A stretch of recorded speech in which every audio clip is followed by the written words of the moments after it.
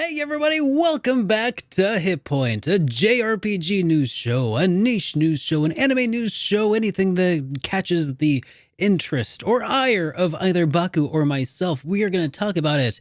And, well, I'm glad you guys are joining us today because, I think it's pretty famously, not very much happened the last week. Oh yeah. No, Yeah, it was a that's very slow quiet. news day, but Yeah. you joined us anyway, and we're going to talk about just the few things that happened at Tokyo Game Show and Yeah. the Nintendo Mm. Direct and the Sony State of Play and Yeah. RGG Showcase, and Yeah. No we're big going to talk deal. about, I guess, a couple of those things that that might have occurred.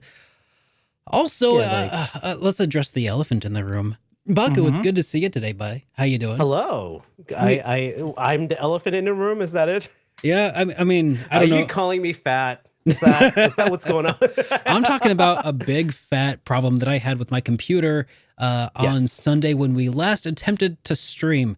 Baku, retell your side of the event of like what occurred that fateful night.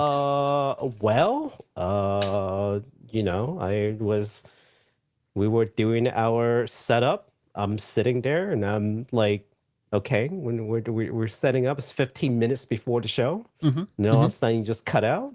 Mm-hmm. And I was typing something, so I wasn't looking at your screen. I thought you were just like not there or something. So I'm like, whatever. Yeah, no big And deal. and then I looked over. I'm like, you're clearly here. I'm just like, hey, dude. Yeah, I'm can you hear clearly me? here and I'm trying to Yeah. talk. And Yeah, and I see your mouth moving, and I'm like, uh-oh. Like, I'm like, hey, buddy, I can't hear you right now. Like, Yeah. something might be wrong.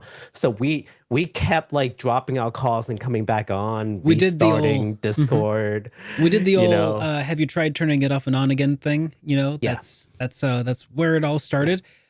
Step 1 worked like a charm. Step Mhm. 2, turning it on again. Yeah. That's where we ran into a little bit of a hiccup. Yeah. So I mean, the funny thing is, most of chat were like, "Hey, have you tried telling Derek to turn it off and on again?" Like everybody was in on a joke, and I Mhm. was like, "Yeah, that's kind of a problem. Yeah. We tried that, and that's the step that we're stuck in." yeah, So we're still stuck at step 1, 0.5. Well, anyways, We're getting all that there. is to say, we ended up canceling the Sunday stream because what I eventually found out we diagnosed was what was it? A power supply issue. yes, a power Which is- supply issue. Really random that Mhm. it just like failed to. It was weird. It would post sometimes with certain graphics cards because I was like, oh no, my graphics card is dead. That's the big fear. Like, oh, that's a couple $100s to replace that thing at least if you're gonna get something with Well, 6 you can gigs of upgrade VRAM, it right? anyways. Then I guess it doesn't hurt too bad. No, it hurts. It hurts because I'm a cheapskate and I'm still rocking a 980 Ti. So That's fair. I mean, let's be real. So anyways, what I ended up doing is I was able to order a new power supply, get it installed, and it's Mhm. rocking away, and we are solid. Part of, I think, what Yes. actually occurred was the night before we had a big thunderstorm and took out the power at my house, and I think that was the straw that started breaking the camel's back, and it was just Oh, like a delayed jeez. thing. So I also have like a 1500 watt uninterruptible power supply on the Mhm. way to be rack mounted in my server room, which Baku got a small glimpse of my ridiculous setup. How many times do you think I went up and down a flight of stairs, Baku? You got your steps in, all right? You Oh, got your steps absolutely. in, all right? Yeah. Yeah. You absolutely got your workout that day. Okay, so anyways, I didn't mean to steal all of the spotlight there for a short while here, Baku, but No, please take all the lights. You Okay. deserve it. Yeah, you deserve it all. so yeah, that all of that is to say, hey, good to see you guys on this wonderful Thursday. We are having a makeup stream, and we will still plan on doing a regularly scheduled Sunday stream covering this week's events. But just to lay the groundwork, everybody, today we are just talking about everything that occurred, what would have normally occurred on Sunday. So we're going to be rehashing some old news, but it's still news to us, and it's big news. We got a lot to talk about, so we got to catch up with this. But before we do, Baku, what would you say is this week's leading headline? The leading headline, well, it couldn't be Tokyo Game Show. That's like tiny potato. Yeah, there's no way. Sure. Was it Nintendo Direct? Yeah, they showcased like what, like 2 farm simulators? We yeah. don't even play farm simulators. 1.5. Yeah, Sony was just like some shooter games. So Yeah. I guess it has to be our RGG studio. That's the headline. Oh man, who would have seen that coming? All right. Well, before we dive into the news, I do want to start us off with a quick. Well, here let's go ahead and dive into this real quick. So Tarvold's Quest asked us a question here from Hello. a week before. He says, "Can confirm Stranger of Paradise is really good once you sink into it and understand the complex battle system. I had a ton of fun with it, and the Gilgamesh DLC is screaming at me to come back." Oh yeah, we covered that. That's the second DLC. The first one is the Bahamut, and then the second one is the Wanderer of the Rift, and that's with what's his name? Gilgamesh. Yeah. How do I know this? Because we covered it. Yes. Well, I mean, I think that was partially in response to that. Was when he saw us cover it, it started screaming to him to return, to bring him back into the fold. So, Tarvold, thank you so much. Yeah, Thank you for writing to us. I'm pretty interested in it, but at the same time, it also looks like maybe not my cup of tea still. But we'll see. Did you like Dark Souls? Like the Souls game? I really enjoyed Souls 1 and like 2. It. You might like it. Maybe. We'll see. No see. Yeah, I'm sure I'll get around to it at some point. Do you want to read this next one here, Baku? You're just such a busy person. I don't know how you find time to play any games. Between fixing all of my technology falling down around me, and running up and down the stairs like 30 times.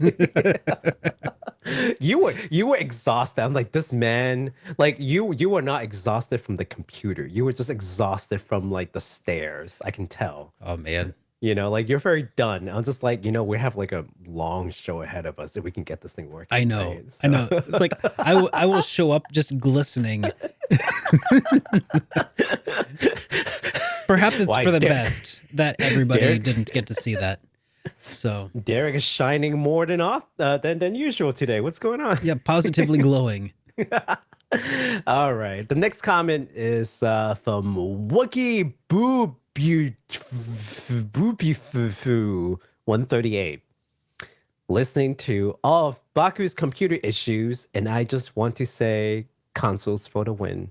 It's not my computer issue. So this was from before, not though. This time. Yeah. So that's the funny thing. I was telling him we were actually going to address this comment during the last stream when I ran into it, and I feel like part of this was karma pulling a funny on me. The old, I was just gonna poke fun at Baku a little bit, little friendly ribbing. Hey, you ever get that computer fixed? By the way, did you ever get that computer fixed? What I did was so I have a computer where I have a power supply that's powering 2 separate computers. So I have a gaming computer, a streaming computer. I have taken the streaming computer out of the case and put it into a ITX case proper with its own power supply. So they're no longer sharing power supplies. Okay, no more. And if I still run into power issue with powering just one system, then I know, like, I'll just switch the power supply out, no big deal, and I'll just turn that into a single stream PC situation. That's fine. Yeah. For now, it is just running like a champ. So, fingers crossed that we don't run into any additional issues for now. We did just get a pronunciation guide for that name, by the way. Bubifu. Yep. Bubifu. Boobofo. Bubofu. Yes. Yes. Wajibubofuf. Yep. There you go. There you go. The more you know. 138. Thank you so much. Thank you so much. And then we have this other one here that came from Dynasty Star who says, has Derek completely given up on timestamps now?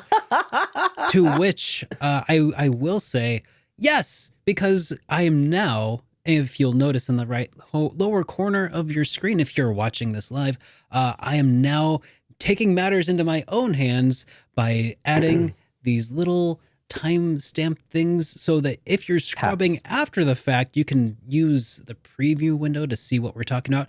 Maybe. Or at least, if nothing else, it'll help me find when to timestamp down the road, making my life a little bit easier and make things a little bit easier and better for everybody moving forward. So yeah, that's the whole plan at this point. So for your viewing pleasure, enjoy that now. Now, also, here is where I would normally play a voicemail file for us to enjoy and bask in the glory of. Unfortunately, though, over the course of the last couple of weeks, I have failed in my duty to plug the phone number at which people can leave us a voicemail.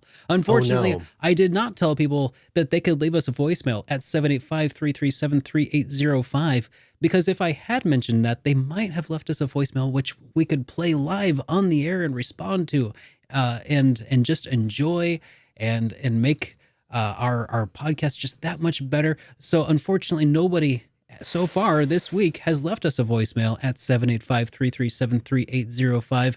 But if you feel like doing so, you could do so at 785-337-3805. Or Wait, hold on 1 second. You mean the 785-337-3805 number? You didn't give that number out? I mean, come on, unfortunately, dude. yeah.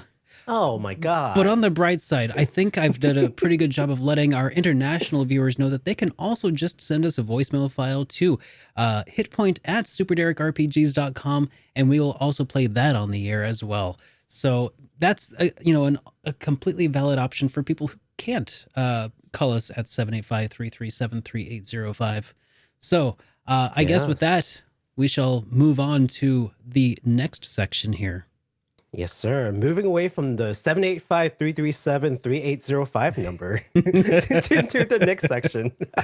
Which is unfortunately game delays, and those game delays do exist. We have does this count as a single game delay, or is this two games that have been delayed? I think it's a single double pack. It's a single double pack, and that is it's a single double. Advance Wars 1+2. Unfortunately, regarding the game and the delay, Nintendo just announced that even though they don't have a new date set, the game is still 100% complete and is ready to go. It's just not canceled. Yeah. So I mean, hey, that's a good thing. It's done. It's ready to roll. Yes, it is absolutely ready. It's finished. It is ready to ship, but Nintendo's just going to sit on it for a little bit. And what was the reasoning for that? The Ukraine stuff? Is that? Yeah. It's just like they didn't feel like it's the right climate with the world to release a game that has so much to do with these kind of battle scenario. I respect it, right? But Yeah, it's there. It's ready. So they're not dropping it. They're just waiting for the right time a more sensible time to release it, and that's okay. We have plenty of games. We have plenty of games, guys. Yeah. Please, not even just games. We have plenty of Tactical games. That's true. Like, that's true. We're not hurting for them. We're not dry. But that said, if you are really waiting on Advanced Wars 1+2, I could totally see being miffed at this because it does look like a really nice remake on the horizon. So it looks really good. We will keep you updated though as things, progress. Yep. So let's talk about some updates to previous releases. Xenoblade Chronicles 3 Wave 2 of the expansion pass, or the season pass, will be available on October 13th. And this is going to feature the new mechanical hero, Ino. And also new challenge battles for those who are interested. So I can finally start streaming that game because I've been waiting. I've said this on the show. I'm a big fan of the Xeno series, and I'm a believer now, right? After playing the 2 games and all the expansions and all the after stories, this thing just blows me away. I day one did. But I didn't play it because what I didn't realize is that there were 4 waves of DLC lasting all the way until next year. So I'm like, hold on, it's if I want to play this game, I'm gonna play it one time, maybe twice. I will play it with the first wave of actual DLC. I feel that wave. Though. If I knew that Persona 5 was gonna get a royal release, and honestly, I should have known that. I probably wouldn't have played Persona 5 right when it came out. I probably would have waited for royal, right? At least you we mean know what vanilla. to expect.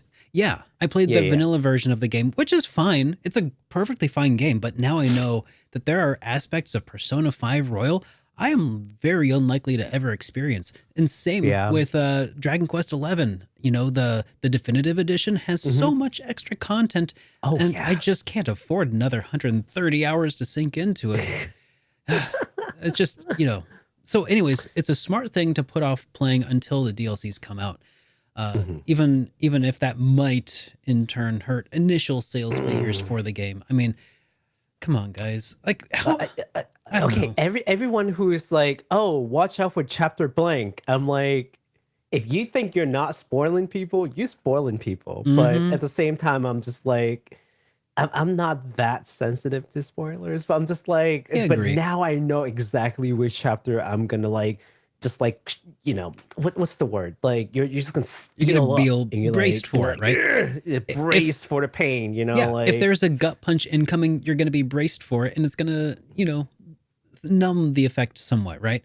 But yeah, overall, I do feel like spoilers don't matter all that much, to be totally yeah, honest. I mean, I have a yeah. video talking about that. It's called Do Spoilers Matter? I mean, I think it's pretty aptly named, but if you're interested in my full thoughts and opinions on that, check that out. Hey, spoiler alert! That video is about spoilers. Hey, Baku, come on now. All right. All So right. let's move along to some games that are going to be coming out this week, including Potion Permit. This is a Stardew Valley sort of game mixed with a JRPG that is coming out this week. Well, not now I don't know if now you get why I was it doing came the air out quote. it came out today. In fact, on PlayStation 4, Xbox One, Switch, and PC via Steam. Get it That's while right. it's hot. That's right. And also coming out today is a DioField, the DioField. Is it DioField or DioField? Did we ever figure that out? I think we did figure it out. I think we looked at the Japanese title and it was DioField. I think it's DioField. The DioField Chronicle is out today on PS4, 5, Xbox One, Xbox Series XS, Switch, and PC via Steam. If you're on the fence about the game, please be sure to try the demo.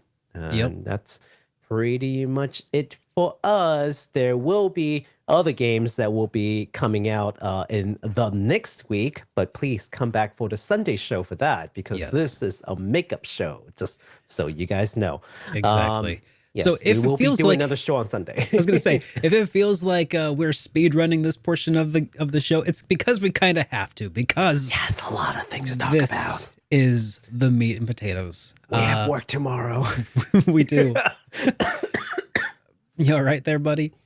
I'm dying. I'm still recovering from COVID, so I apologize. Oh, but you yes. had COVID? Oh, shoot. Oh yeah, that was like 2 weeks ago. I had COVID. Yeah. Yeah. Okay. It was really bad. I had like 24 hours worth of fever. Oh my Actually, God. more than 24 hours. You did not tell me this. It was pretty bad. Yeah. Okay. Well, was everybody, like- make sure that you yeah. install your antivirus just in case. No, it's like- And no, I'm just coughing a bit. I already all right. tested negative, so we're I think it's fine. okay. I It's think not it's gonna okay, Buck. transmit through the internet. Yes, no, Yeah. but yes, that happened.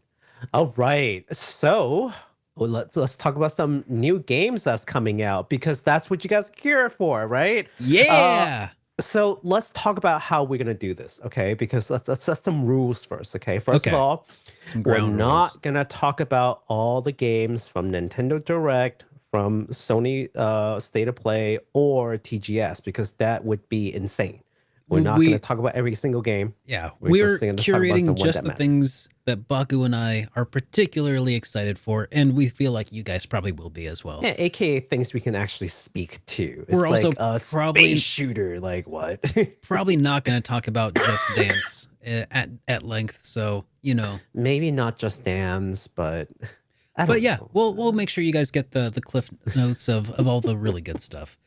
Yes. Okay. So we're gonna start with things that weren't really involved with any of the events. Like they just happened to have news. Okay. Mhm. And starting us off is gonna be Crisis Core Final Fantasy VII Reunion. The release date has been set with a new trailer. Let's take a look at that trailer right now. All right, let's roll that beautiful trailer The footage. first trailer of the night. Let's go. First of many trailers. Oh man, I know. this is gonna be such a long show. Oh. Dude, I've been hoping to see more about this. This looks so Like good. the battle system? Yeah.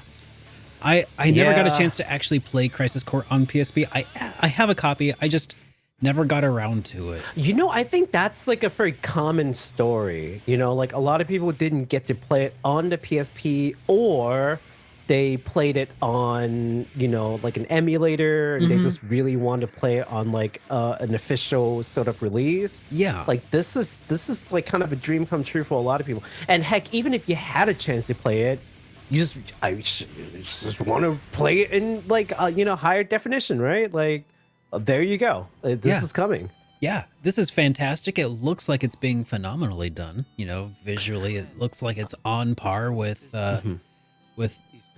Final Fantasy VII Remake. Yeah. At least at first I glance. have a friend of mine. Okay, maybe She not is quite on the- par, but Yeah, close. maybe not quite on par. Yeah, she is a huge FF7 fan. Let me tell you, like this is the game from the series that she actually doesn't like Cloud that much.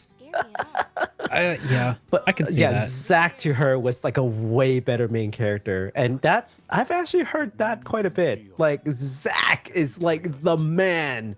Yeah, Right. Yeah, Cloud is just a Zack cosplayer the entire. I mean, Zack wait, Cloud is it a too Zack long? cosplayer. Is it too early for me? Like, is it too soon for me to spoil Final Fantasy VII's plot? Yeah, at this you're point? spoiling everybody now. You just spoiled everyone. Everyone they're Yeah, so basically, angry right now. Cloud is such a wannabe that he took on the role of identity theft. I'm looking at the chat right now and just filled with anger. They are so angry with you. I'm kidding. No, I don't think any of them cares. oh man, that is such It looks a great. pretty looking game. Available looks December amazing. 13, 22. Yeah, so there you go. That is the new release date, December 13th, 2022. And again, we're talking about this not because it wasn't featured in TGS, but that this news item came before all the stuff. So it's, you know, its own thing. I'm kind of doing it chronological order, if you will, of like when did I get this news. So it is being released on PS4, PS5, Xbox One, Xbox XS, Switch, PC, via Steam. So basically every system. You have no excuse now. If you've ever been interested in this game, you should get it and you should play it. All right. Now, for something that honestly, when Speaking trying of to- Persona 5 Royal. trying to I was gonna say trying to come up with like a perfect way to say this. I never saw this coming. Okay.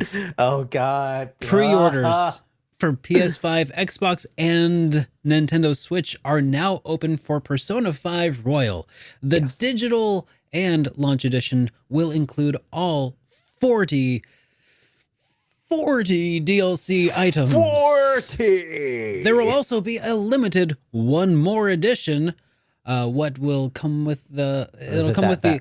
Yeah. The I am Ron Burgundy. That will come with a La Grimoire art frame, Phantom Thieves art prints, Arcana tarot card deck, and Akechi's briefcase bag.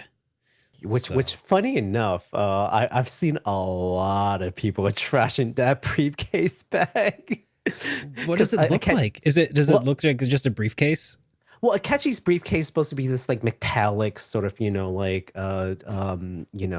silver metallic kind of case with like an A on it, right? Sure. So instead of that, it is like a gray, like felt, soft body laptop bag with the strap.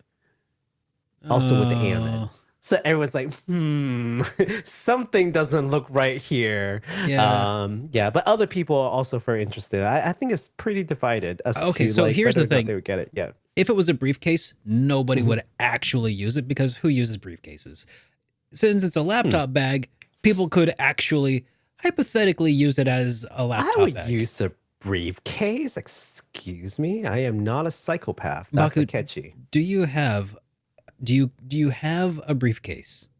I would get one if they aren't so darn expensive. Have you even looked at a thrift shop? Because they are littering thrift shops. Briefcases don't really seem to get a lot of use these days because there aren't very many briefs with which to carry them around. That is true. That is So- true. Unless you're a lawyer. That is true. Yeah, which I'm not. We've established this. This is true. Derek and I are not lawyers. This is oh boy. not legal advice. Do not use a briefcase No, to carry your absolutely documents. All right. Speaking of lawyers, Judgment and Lost Judgment. Hey, that was a pretty Ooh. good one. Yeah, Yeah. actually, yeah, there you go. Judgment and Lost Judgment. Two games, two Yakuza series spinoff, or should I say Like a Dragon series spinoff. Games that stars Detective Yagami are now available on PC. So congratulations for all of you who held out the console because you're a PC elite. You just have to You play made this it. game on PC. You made it. Congratulations. Success. They're both available on PC now. Lost Judgment will come with the School Stories expansion. Well, the Kaito files will be sold separately as a separate DLC, which I think is actually pretty fair because the Kaito files is actually like a very substantial amount of content, right? This actually comes as a surprise to many because Yagami, the main character, who was made in the likeness and voiced by none other than the legendary actor Takuya Kimura. He's actually kind of a big deal in Japan since like the 90s even. The man has been acting for a long time. He was prevented from being in a PC game, not any other platform, just PC, specifically by his talent agency, Johnny and Associates. We're not sure what changed their tune. I don't know, maybe the fact that this game sold like really well and put him under a really good light. And I don't know, maybe Johnny and Associates don't know what they're talking about when it comes to like the game industry because they're not related to game projects and such. I don't know, but something changed their mind and now all of a sudden the game is available on PC. So congratulations again. It's like, hey, look at this. My bank account got so much bigger and my opinion changed. It's crazy because here's the thing. Takuya Kimura is a huge deal. Yeah. A huge deal. And everyone knows him in Japan. No one does not know who, Kimura is. But no one outside of Japan really knows who this person is. Until now. Until now. I mean, and maybe still they still don't know who he is, but if you see his face, you're like, oh yeah. The guy from Judgment, right? It's like that, but you got to start somewhere. Yeah. There's this one pretty famous Chinese actor who it was a big deal in Hong Kong. Acted for years and years, decades. No one knows who he is until now because he's that guy from the Invincible Monk, the evil guy, but now you can associate to some kind of role, and that's sort of like the beginning of things, right? So, just saying, yeah. All right. So moving along, we have one last piece of announcements to round up things before we dive into the really big events, and that is regarding Octopath. I'm sorry, not Octopath. It is Triangle Strategy. Triangle. I mean, they're so similar, right? They're so similar. I'm just kidding. But hey, the PC version of the game is now available for pre-order on Steam, and it will be released on October 13th of 2022.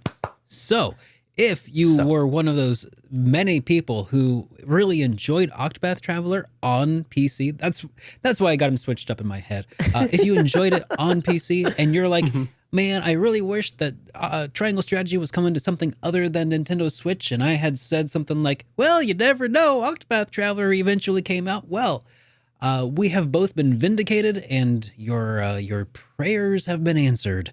Yeah, so there you go, PC bros. You got it. You got it.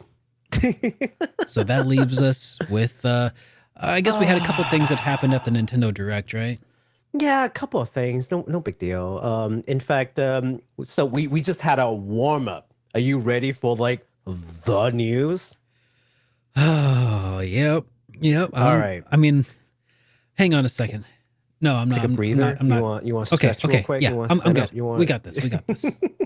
All right. So we're gonna go in the order of which these games were showcased. Okay. And starting from that, the very first game that they showed, which no one thought would come so soon, is Fire Emblem Engage. Of course, a tactical RPG. The story has it that the main character slept for over 1,000 years, and rings will allow characters to summon characters from other Fire Emblem games called emblems to join their attack. Let's take a look at that trailer because I actually think this game looks pretty good, I pretty know. sweet. I actually saw this trailer. I'll talk about this in a second here, I guess. Yeah.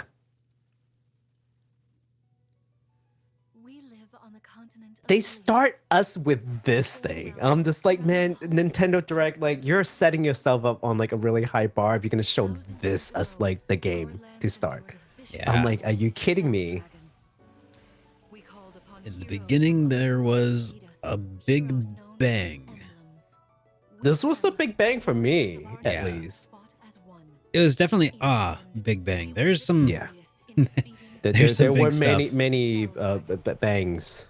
I actually watched the entire Nintendo Direct, Yes. and the PlayStation Showcase when I was streaming the other day, Mm. and I was intending to make a video about it, but ended up having a crazy week of work. Yeah, that- you say you're gonna make a video. yeah, it did not But end your up computer happening. kind of died, so you Here it know. is, surprise! Here's the video.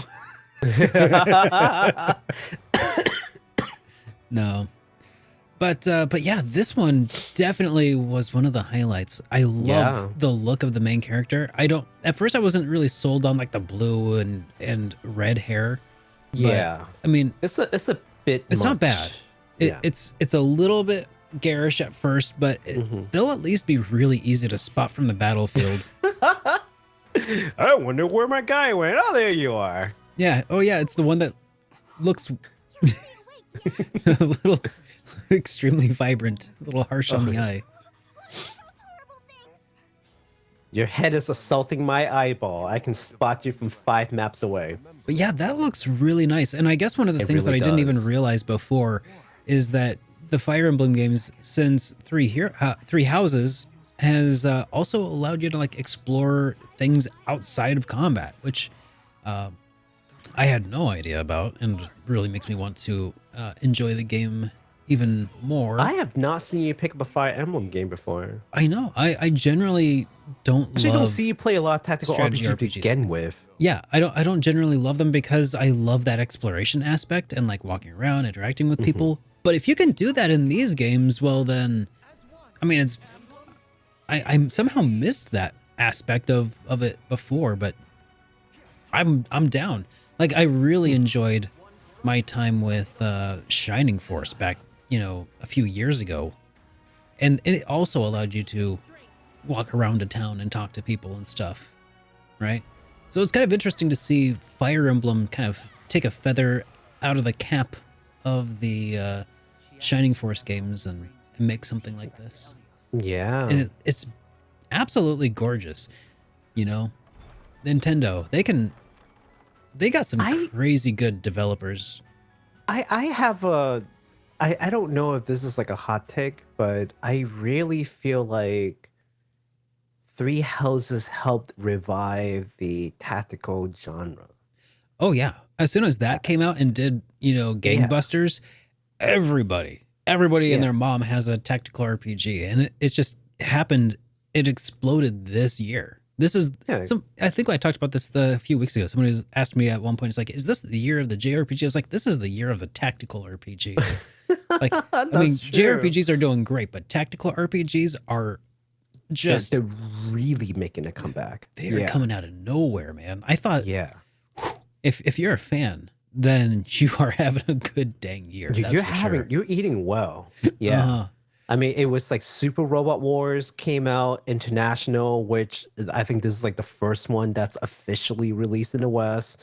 There was like another mecha RPG that started off the year. Then we have obviously Triangle Strategy and the more to come. Tactics Ogres coming Front back. Just Mission. like what's going on? Yeah, Yeah. Front Mission is coming. Like they came out, was it Nisa came out with More Disgaea. Ragnarok and no, the classic one is Ragnarok and La Pucelle. Pucelle. Yeah. Yes, and then obviously Disgaea 7 is coming. It's like what? I know. It is Where's just all these coming from? Yeah, DioField. I mean, it's not a like grid-based tactical RPG, but it's still like a tactical RPG. it's like a gold rush all of a Yeah. sudden. Man. It's I almost reminiscent of when Final Fantasy VII did really well, and then everybody and their mom was like, RPGs? What? That's a thing that sells. I know. So everybody threw their hat into the ring. So I'm excited to kind of see Digimon this. Survive. Someone Yes. said Digimon Survive. I was like, Yes. oh, I forgot about Digimon Survive. Yeah, it's and I felt bad because it's like there's just so many. Like Digimon Survive in any other year would have been a super notable release. Yeah. But it came out this year with Yeah. all of these other games. It's really hard. It's a harsh world, man. Like we cover news and I forget about them, you I know. know. So anyways, yeah. So this game is slated to be released next year in January 20th, 2023. Released on the Switch only. I mean, what else did you expect this to come out on? The limited edition called Fire Emblem Engage Divine Edition is the limited edition that comes with a steelbook case, an art book, and some art cards. But hey, I know that thing is going to sell out because there's a lot of Fire Emblem fans out there. You guys love that limited edition. How do I Yep. know? I've seen the previous limited edition sell out like this, so don't sleep on it. Yeah. All right. So here's some news for all of those brave souls out there who aren't little babies like me, and that is Fatal Frame Mask of the Lunar Eclipse Remaster, coming from Koei Tecmo, who have announced the remaster of their 2008 Fatal Frame game, Mask of the Lunar Eclipse. This is the prequel to the original Fatal Frame and will be made available officially in the West for the very first time. So this okay. 10 years before the game begins, Ruka Minazuki, Misaki Asou, and Madoka Tsukimori were Good enough. the only survivors of a kidnapping incident that occurred in the roughest island. No, that's not it. Rogetsu Island. my eyes. I was like the roughest and toughest of the islands. Rogetsu Island.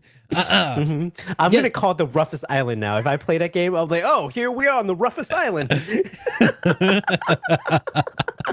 Oh, In your geez. honor. Yet they have absolutely no recollection of the incident. Now, as adults, they have returned to the island to uncover those memories. Ooh. All right. So, like I said, I'm a little baby, so I'm going to watch this with my eyes closed, and Baku can tell me what it looks like. Don't you like horror games? I thought you like horror games. Not usually. I'm terrible with horror. I'm a I think scaredy this one cat. is actually not that scary. I mean, the trailer. I don't think it's like that scary. Yeah, I mean, sure that, but I mean, come on. Or that. Or this. I'm just You know, kidding. I already watched all no of big this. deal.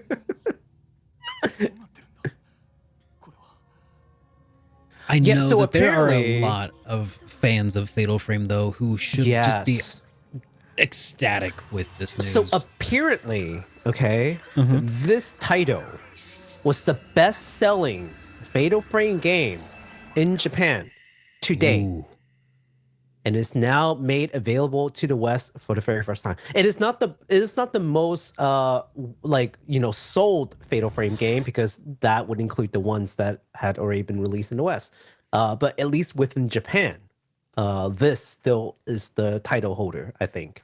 Wow. At least the last that I read into it. So, Man. and if I'm wrong, feel free to correct me. Okay. I It's will okay. say that did look like a pretty rough island, if I may say so.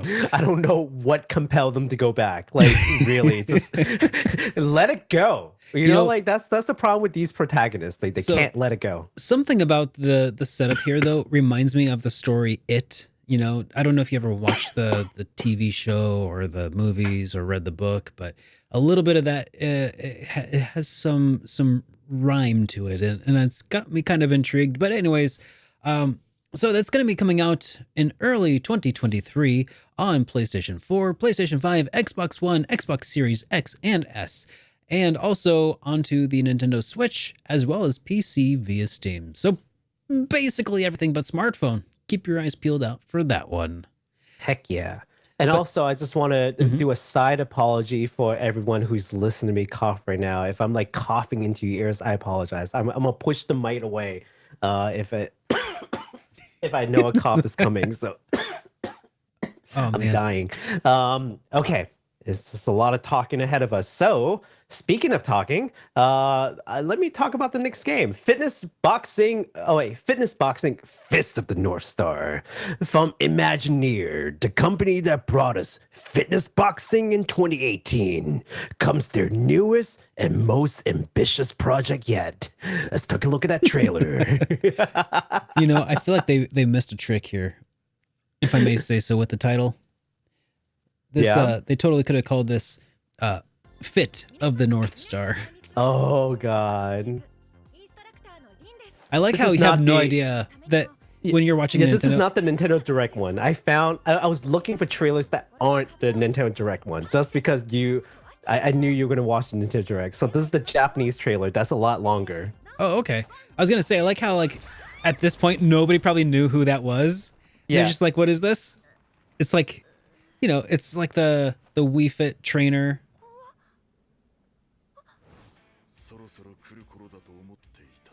That is the fit boxing trainer girl, though. Is it actually? It is. Nice. I'm getting this game. I am 100% getting this game. I am 1,000% going to get this game. I am 1,000% going to get this game, and I'm going to stream it. Like, telling you now, this is in the future. This looks incredible.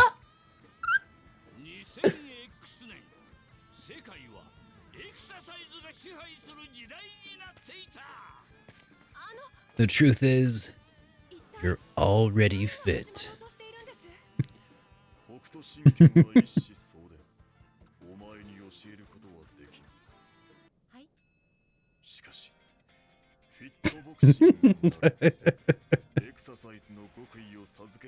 I understood him say exercise. No, he was saying like the style that I use is called Hokuto Shinken. There's no way I can teach you this, but I can show you how to do fitness. So something to that effect. Okay. Oh man. All right. So yeah, Fit of the North Star. There you go. Oh, I'm so getting that game. But yes, slight jokes, but also that really does look like a kind of a fun game to play. Hopefully it wouldn't be like $60. So this game is coming out next year in March 2023 on the Switch. Now moving on, let's talk. Let me go through this other one because we briefly talked about it when we were talking about all the tactical games that are coming out, and that is Front Mission 1 and 2 remake. We have some great news for Front Mission fans. Front Mission First, which is the first game, will be available this November. So finally, after all the silence, because they were just like, oh, it's gonna come out at some point. Yeah. Now we know. Front Mission, the first remake, will come out this November, with Front Mission 2 remake coming out in 2023. So let's take a look at that trailer. You betcha.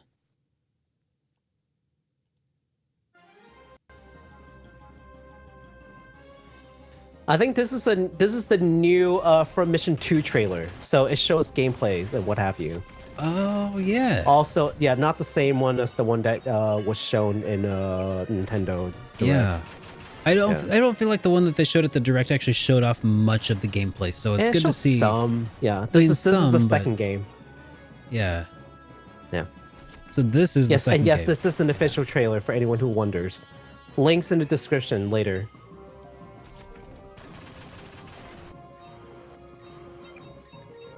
Man, Look at all those like that body looks parts that nice. you change. You know what's It really, really does. super incredible or super handy about Front Mission and like other mecha games? What? Like the lower poly that you go, the more Mm-hmm. realistic they look. You know, that's exactly what it is. We were talking about it. I was like, you know, there's a certain level of jank with these games that actually makes it look better. I don't know what know. it is. It's right. I mean, there's the low poly, there's Mhm. the robotic movements, like Yes. the less like you can't have a motion effects artist like do the thing and like motion cap a mecha. No. Right. It's like you have to make it look robotic. Like you have to animate it by hand to make it Yeah. be crappy. It's like the worse you do, the better it looks. It looks really good. So that's Front Mission 2. But wait, there's more.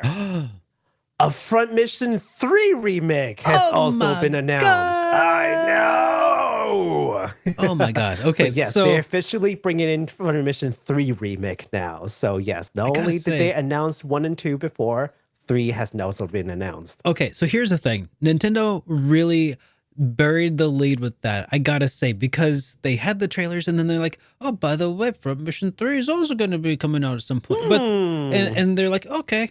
And it's like, wait, that's I was with the chat when I was watching this live. I was like, that's a new announcement, right? Like, that's you a didn't- new announcement.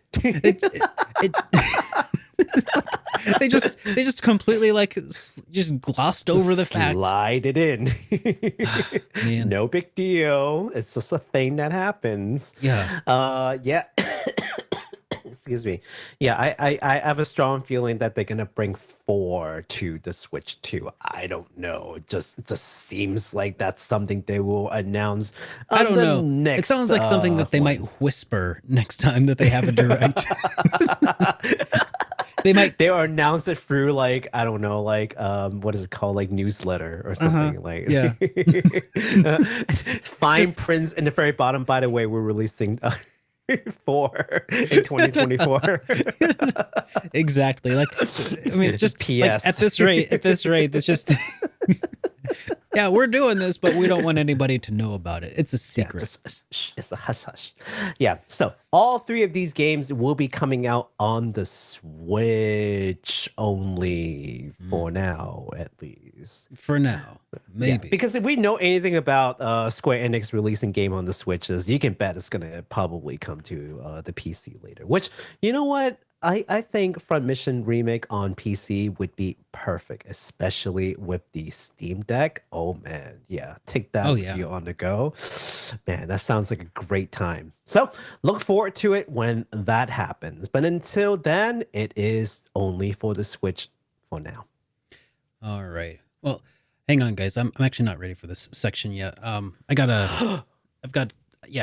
just gotta make some preparations real quick because it is unfortunately just that time, and I cannot proceed any further without busting out my Hype Responsibly t-shirt, which you can find My God. over at shop.superdarkrpgs.com. I saw that mint green. I saw Yeah. that mint green. I was like, oh no, here it goes. You too can look super stylish with your own mint green or ice blue Super Dark Hype Responsibly t-shirt over at shop.superdarkrpgs.com. But man, okay, now I'm appropriately ready. Actually, hang on. I'm going to show people this review as well. Yeah. Okay. All right. Now, without further ado, let's bring it back in. Let's all hype responsibly together. Ooh.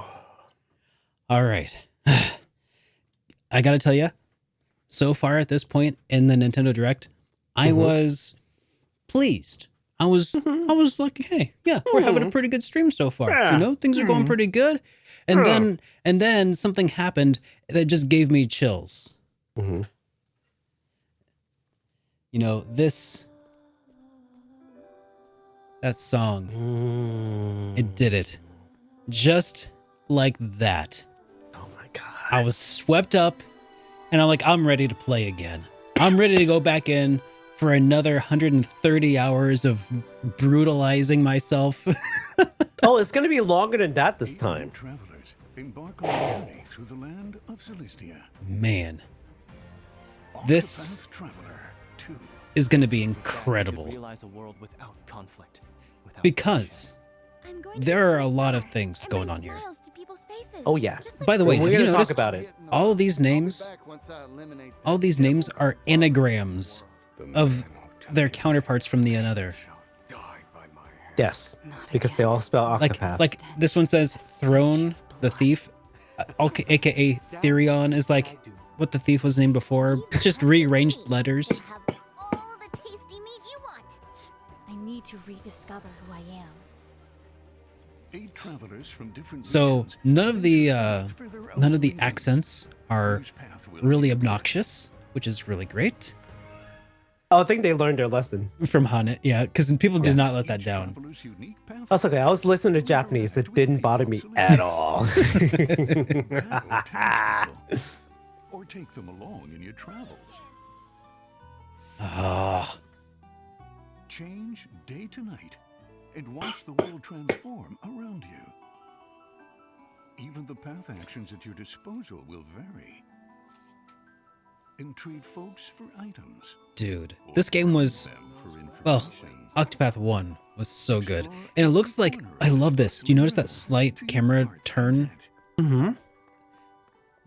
I was wondering how they were going to, you know, continue that. Like make it better. Yeah, like how do you take Octopath Traveler's visual flair and how do you make it, continue to make it unique and revolutionize it?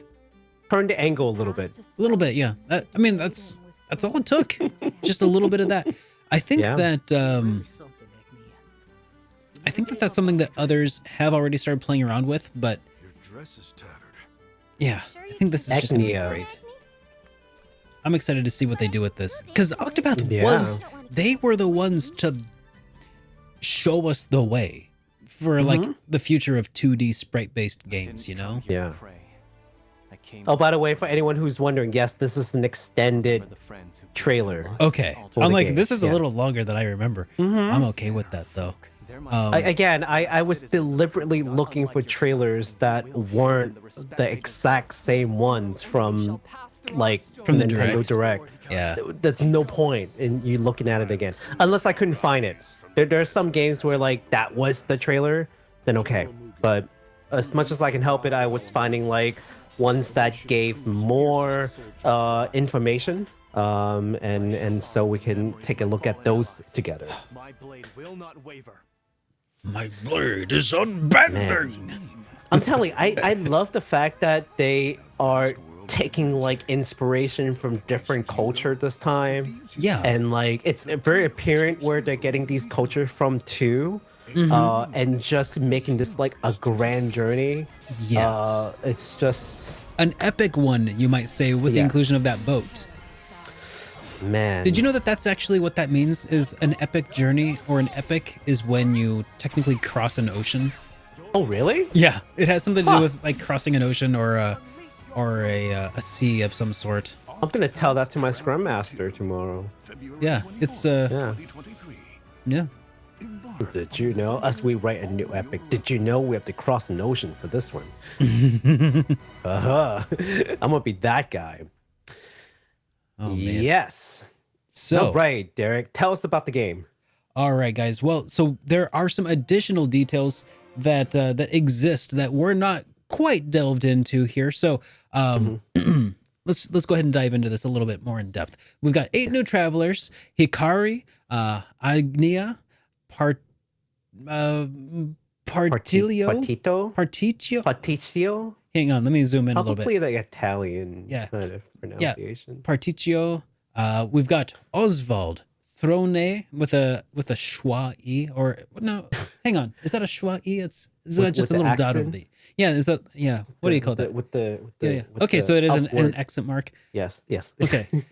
Temenos Ashelet, Ashet Casti will be featured in this new title. They have the same classes as the travelers from the previous games, That's or at right, least the starting classes, because At one least of the those starting mechanics classes, that yeah. existed within Octopath Traveler is that you could actually change those classes and evolve them into higher forms. So it's pretty interesting. Path actions. Advanced classes. Yep. Yes. Path yes. actions will now change depending on whether it is used during day or night. So Which it's a is pretty little cool. less Yeah. linear than before. Mhm. And also, Famitsu did an interview with Square Enix producer Masashi Takahashi, the acquired director Keisuke Michi. I'm sorry, Miya. Oops. Miauchi. What do we have here? Miauchim. Miauchin. I'll figure this one out. Hold on. Okay. Yes. All right. But But go the on, go producer on. and then composer Yasunori Nishiki and provided us with some insights into designing the game. And we'll have a link in that in the There you description go. down below. I got it now. Keisuke Miyauchi. Yes. I was Miyauchi. like, yeah, Miyauchi. Keisuke Miyauchi. Yes. There Okay. was an extra M there for some reason. Yeah. Sorry. Okay, thank you so much. I thought that looked. It was like meow M-Y-A-U. I was like, what? I was like, what? I was like, what That do you can't say? be right. Yeah. So Yeah. So here's some of the big news that we've actually been really wanting to know because, well, there's already more music tracks that are in the game than previous, and Nishiki is making new ones as well. Now, Yes. in regards to the setting, the team felt that the reusing the same middle-aged setting as the first game would make this game feel a little like a simple rehash. So they thought it would be they thought it would be a good idea to make this take place across the ocean instead of just one continuous continent, Yeah. making it an epic journey, huh? Yes. And the game will introduce cross paths mechanics to enhance the sense of the protagonist actually traveling together, which That's was that was the big one. It Yeah, sounds like that was probably my big complaint for the game And I personally. feel like that and was a lot of people. Yeah. everybody's biggest complaint was how Mhm. you just bumped into the other person on your travels and then you see a little thing of their backstory and then it's like, hey, let's travel together. Okay. Yes. It's like and, like, and then I- never again. Like maybe there would be some events if you pushed the plus button on Switch, there would be the little scenarios that would play out, but it just didn't feel very well thought out. Like people just didn't have motivations to join one another, and it bugged me a little bit. I don't know if it's going to be Yeah. fully addressed, but it says that they're trying to address that because that has been a message that they have heard loud and clear from all of us. So, yeah, there's the link to the Famitsu article down below, but I believe that there's a fully translated, at least a bullet point list of the translated points over on Reddit that you can pretty easily find as well. So Yeah. the game is coming out on February 24th of next year on the PlayStation 4, PlayStation 5, Nintendo Switch, and PC via Steam. Wow. It's not a Switch exclusive this time. No. Square Enix has some, they've got some confidence in this game's ability to stand on its own merits at this point, and that Oh, yeah. is pretty nice. Because I'm guessing that's part of why Octopath Traveler was able to come out in the first place was Nintendo bankrolled some of that, Yeah. the publishing and such. So Probably. Yeah. So so some thoughts on this, right? And some folks came by on the stream and they were talking about it a little bit. I'm like, I wish I can talk a little bit more about the game, but we're waiting to have like the show tonight. So I'm just like, I can't- know. I don't want to talk about it yet. But okay, so I've read it on chat. Some of you were just saying it. They're like, "Oh yeah, Octopath is basically the game that has all the side quests and no main story." Well, why is there no main story? Because it didn't feel like there's like a central focus, yeah, right? And at least until like the very end, when everything is tied together and everything makes sense, and there's this big revelation, which was cool, but it shouldn't have stopped them from making it feel like it is a grand jury where everyone had a purpose to be there other than I'm just tagging along, which that's what it felt like. And to exacerbate the problem is whenever they have these dialogues, it's always like a one-to-one dialogue until like later on in the game where they have like multi-character dialogue, but by then it was like too little too late. Yeah. I don't know why they bunched it like all in the very end. They should have spread that out, but I So I digress, think right? I have a Yeah. pet theory that this started off as kind of like a spiritual successor to Live Alive. Live Alive is an anthology game.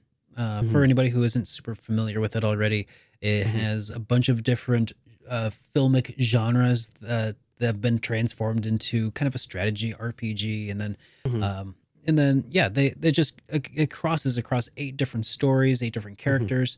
Octopath. And then Octopath now is very similar in the same, along the same vein, except it's not just like a 1v1 or 1v several sort of tactical RPG. It is a turn-based RPG that, because it's a turn-based RPG, you want to have like a full party, right? So they allowed you to carry party members between the stories, right? But each one of those stories that they told did tell a slightly different genre of a story. Like Primrose, for instance, her story felt like a revenge flick, right? In Octopath, it was very, very involved and very like, I don't know. It was kind of gritty and I loved it, right? And then the apothecary, I can't remember his name off the top of my head. Alphen the apothecary. He his story was almost like just a story of a guy who just wants to be the best apothecary that there gosh darn ever would be, you know? And it just has that sort of, he just has that sort of, you know, can do no wrong sort of shonen protagonist sort of air about him, right? Like he's just going around he's just a do-gooder, right? Yeah. And so they felt very different. Olbrich's story is also very different. They all have very different stories. Tressa, oh god, I love all of them. Anyways, so, and I feel like again that's owing to this inspiration from probably Live Alive that kind of started the whole thing. And I don't think that it is any coincidence that Live Alive got remade in a very similar vein to Octopath Traveler. No, I think that makes sense. And I think you touch on another thing, which is like sort of the character's personality, right? Oh, yeah. So like, you know, if you look at the character's personality, it's almost like there's no way they would like Go let together? each other do the things that they do, I right? know. I remember like, so like you have the cleric who's Yeah, sort of Ophelia. like, you Yep. know, like very like super holy person, always doing what is right, you know, guiding people to you know, by Hanging the around Lord's words, you know, Therium. like hang around there. Therium is literally like, yo, I'm gonna break into this like real quick. I'm gonna just break steal in some stuff. right now. You're gonna come with me. I'm gonna jack some stuff, right? Yep. It's- Yeah, let's she's like, oh yeah, sure, I'll come with you. I'll come in right now. Sure, and let's then check out. Alpha's like, oh shucks, this will help me be a better apothecary, I'm sure. You know, it's like, yeah, that makes sense. That makes Han is like, I'm a prideful hunter, but yeah, sure, let's jack some stuff. Yeah. Why not, right? Makes very little sense. All right. So I'm really super hoping... hyped. I'm super responsibly hyped for Octopath Traveler 2. Hopefully that will pay off. And I really don't want to dwell too much longer on this, lest it become the Octopath Traveler 2 stream. So oh geez, yeah, no, I'm sorry, but yeah, hoping they do better. So you guys should. I guess the thing that I was trying to get to is try to invite this game with an open mind. You know, it's like, yes, the last game had this issue. They are, you know, acknowledging it, and they are saying, here's how we're gonna address it. yeah. Try Or to keep an open mind. or you know? wait for reviews from people Yeah, like or wait yours for truly. reviews. Yeah. All right.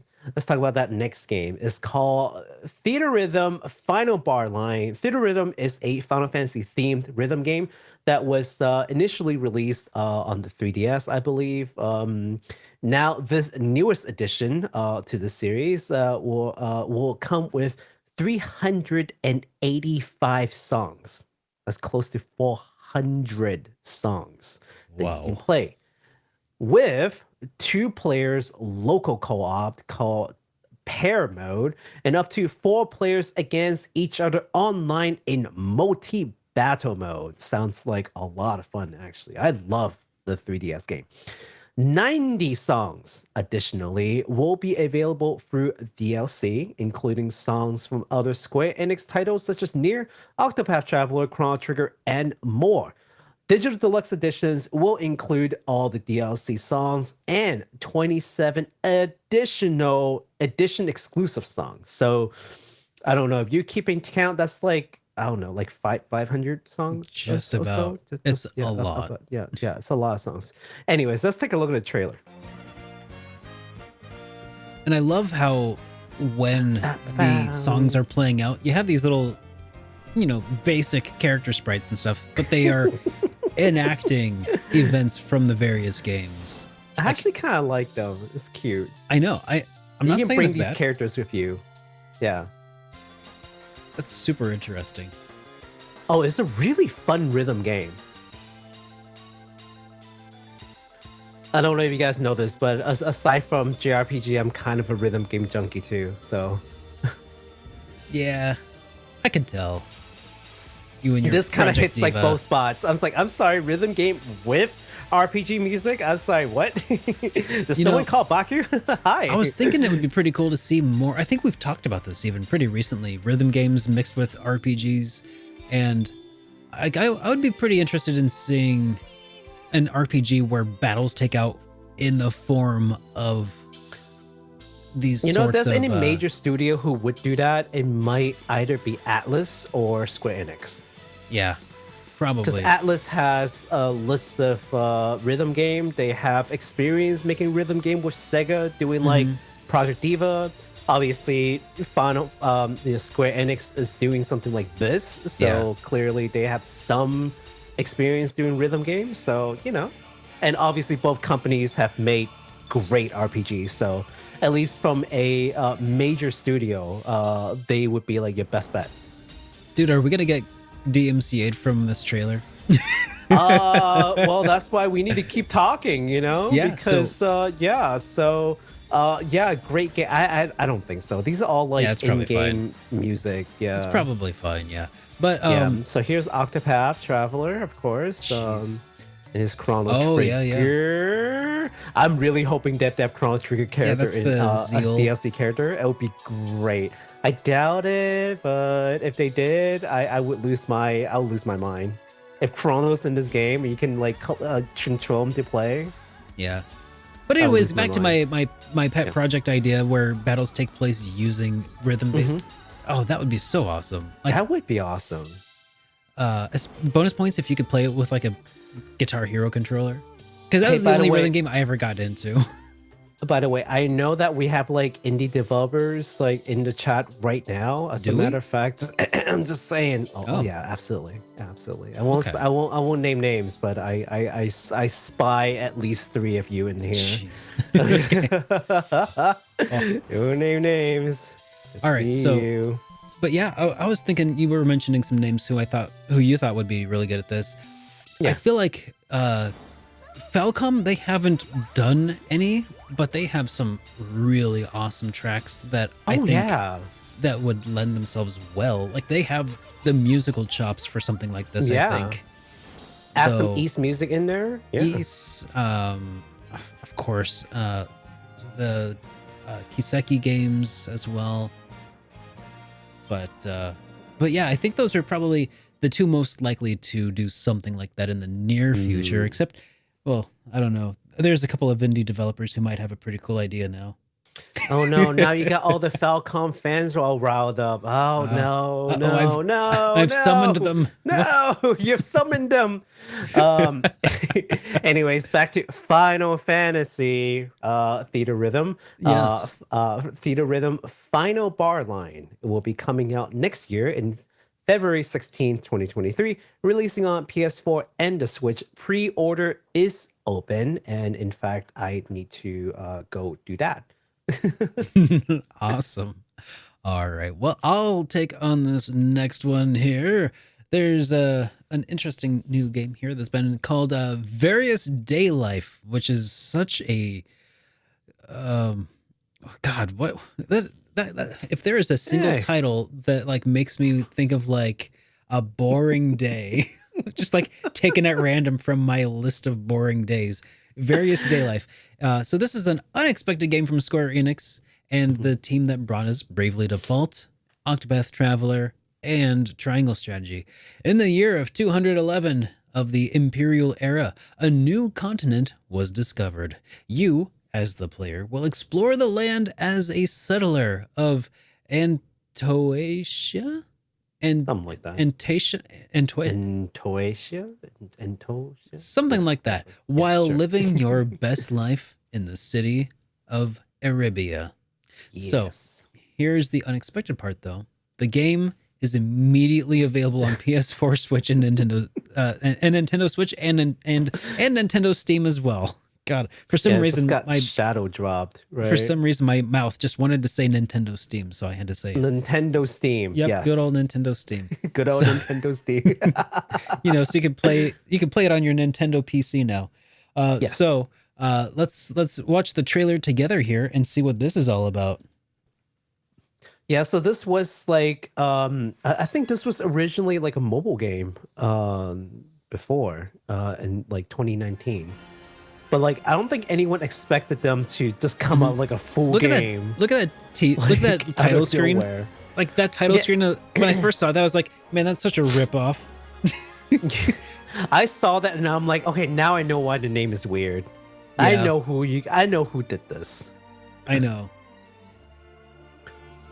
I bet you they are like synonymous with the font now. Whatever game they make, they just have to use that font from now on. You might be right. I mean, Yeah, hey, to be fair, Final Fantasy hasn't changed their font since day that's one. fair.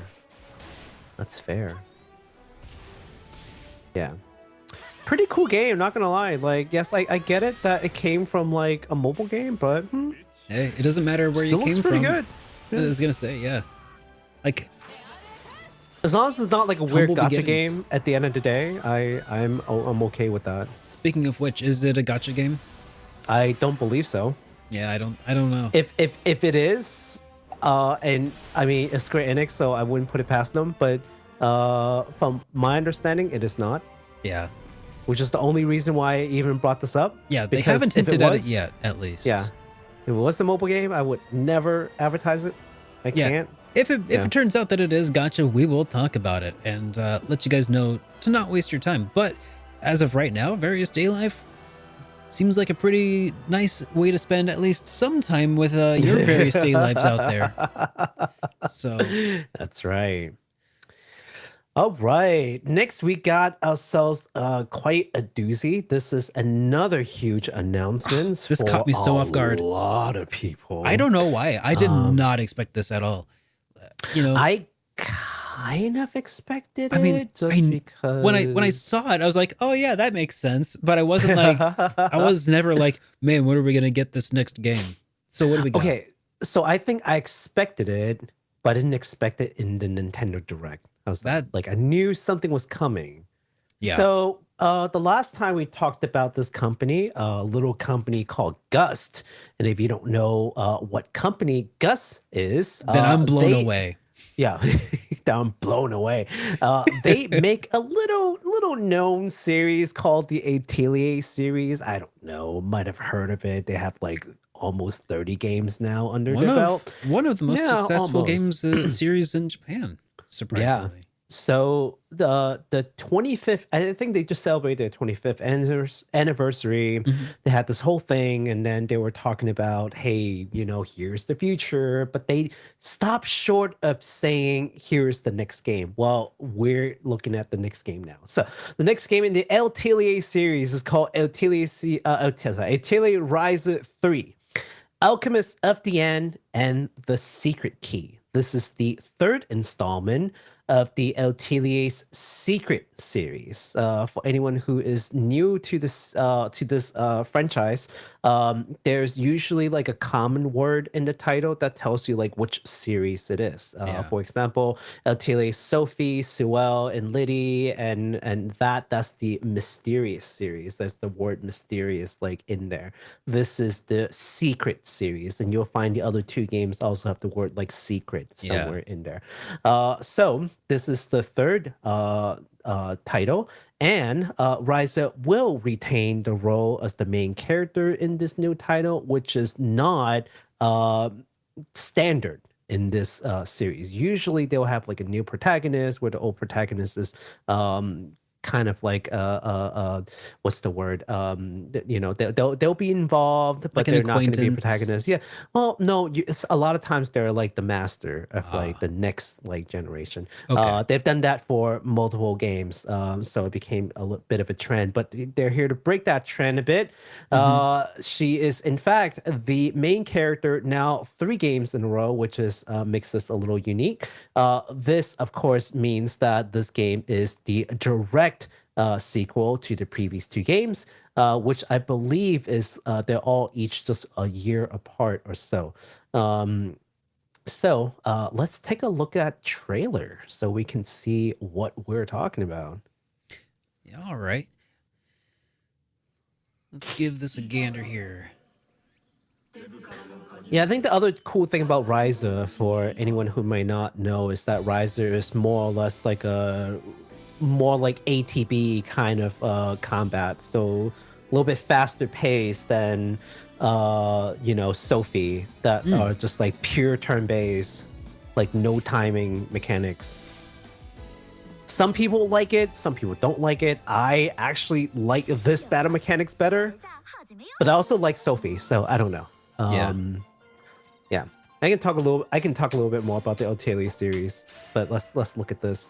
It looks really good. It is open world, asterisk, which I think actually kind of works for this because you are exploring the world, gathering things as part of your crafting, and creating alchemy. That is like a huge part of the game. Wow, that looks gorgeous. So, yeah.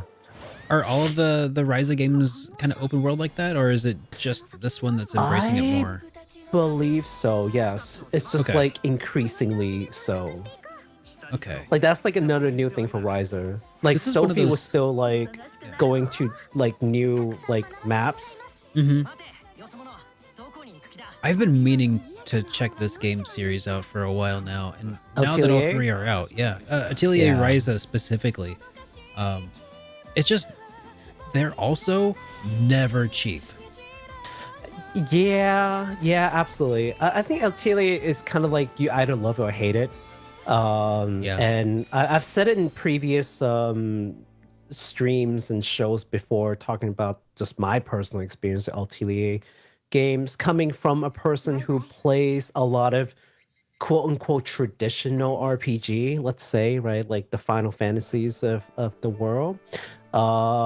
If you want to try this game and you're like, oh, I like JRPG, I play Final Fantasy, I play Persona, I play all kinds of different RPGs, this is a very different game. You need to come in with a different mindset. It's way more chill, right? It's way more chill. It's way more relaxed. You're not gonna fight some. Well, you might, but like chances are there's not like a meteor coming, or like it's lower stakes, right? Yeah, there's no like witch that's trying to ban all time and destroy all humanity. Like, yeah, there's some stake. And depending on which Atelier title you're talking about, the stake could go up or down. But at least in the more modern games, the stake is definitely like a lot lower than some of your other RPG. Things are not as pressing. You really should take your time and just enjoy like the environment, and just enjoy the company of these characters, and see how they're like what is it called, their relationship grow.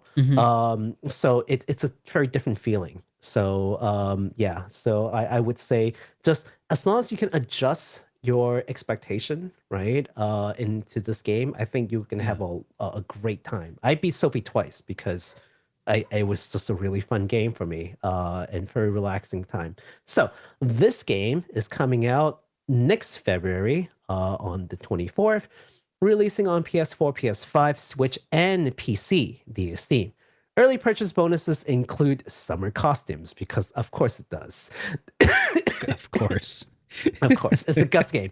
The premium box edition will include an art book, a mini Ryza acrylic charm, clear files, and exclusive costume, and a B2 cloth poster with an original illustration. If you are a fan of the Atelier series, you know what to do. Oh, B2. I'm sorry. I thought you were saying 2B. I was like, what does near have to do with this? Okay. No, B2 as in like the dimension. Like Gotcha. yeah. Okay. Yeah. I'm following now.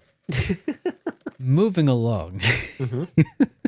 Moving along, we've got another game here that's been announced from the creators of Danganronpa. Is called Master Detective Archives Raincode. So Danganronpa fans should be very excited for this one.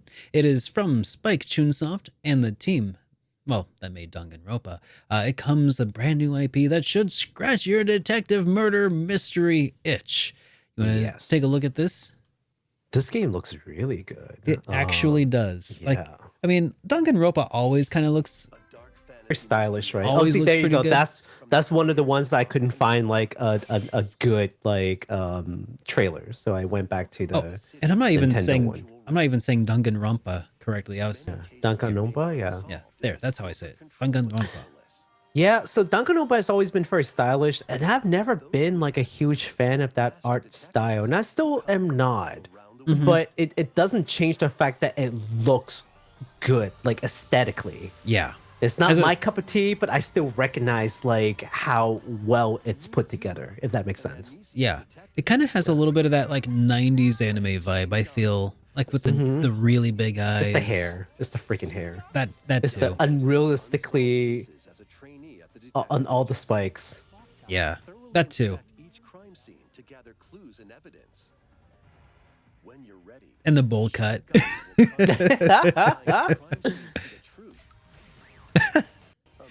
Oh man. But yeah, this game just, it looks really stylish, you know, Oh yeah. and the combat that I they wonder show. if it's gonna be more of an RPG sort of situation too. You know? That'd be interesting. Yeah. Look at this, like Yeah.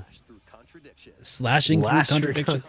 Like a little Fight objection your there. enemy with the truth. launching first on the Nintendo Switch system spring 2023. Ah, that looks pretty dang cool. I know, right? I'm actually excited for all of y'all. Like I'm not, like I said, I'm not like big on these kind of games, but like man, there are a lot of Danganronpa fans out there, and I can't wait until you guys get your hands on this one because it actually looks really good. Now, astute listeners of the show may have heard us talk about rumblings about the Enigma archives, which right. that is this game now. It has been renamed to Master Detective Archives, and it is now coming out on the Nintendo Switch in 2023 spring. So Yes. yeah.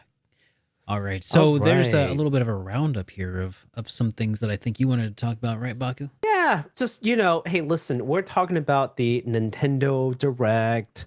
It would be it would be pretty bad of us if we don't talk about the farming simulation games. My so gosh. here it is, our honorable mentions, farming life games. Before we continue with our Nintendo Direct announcements, here are some honorable mentions. Harvestella is coming out in November 04.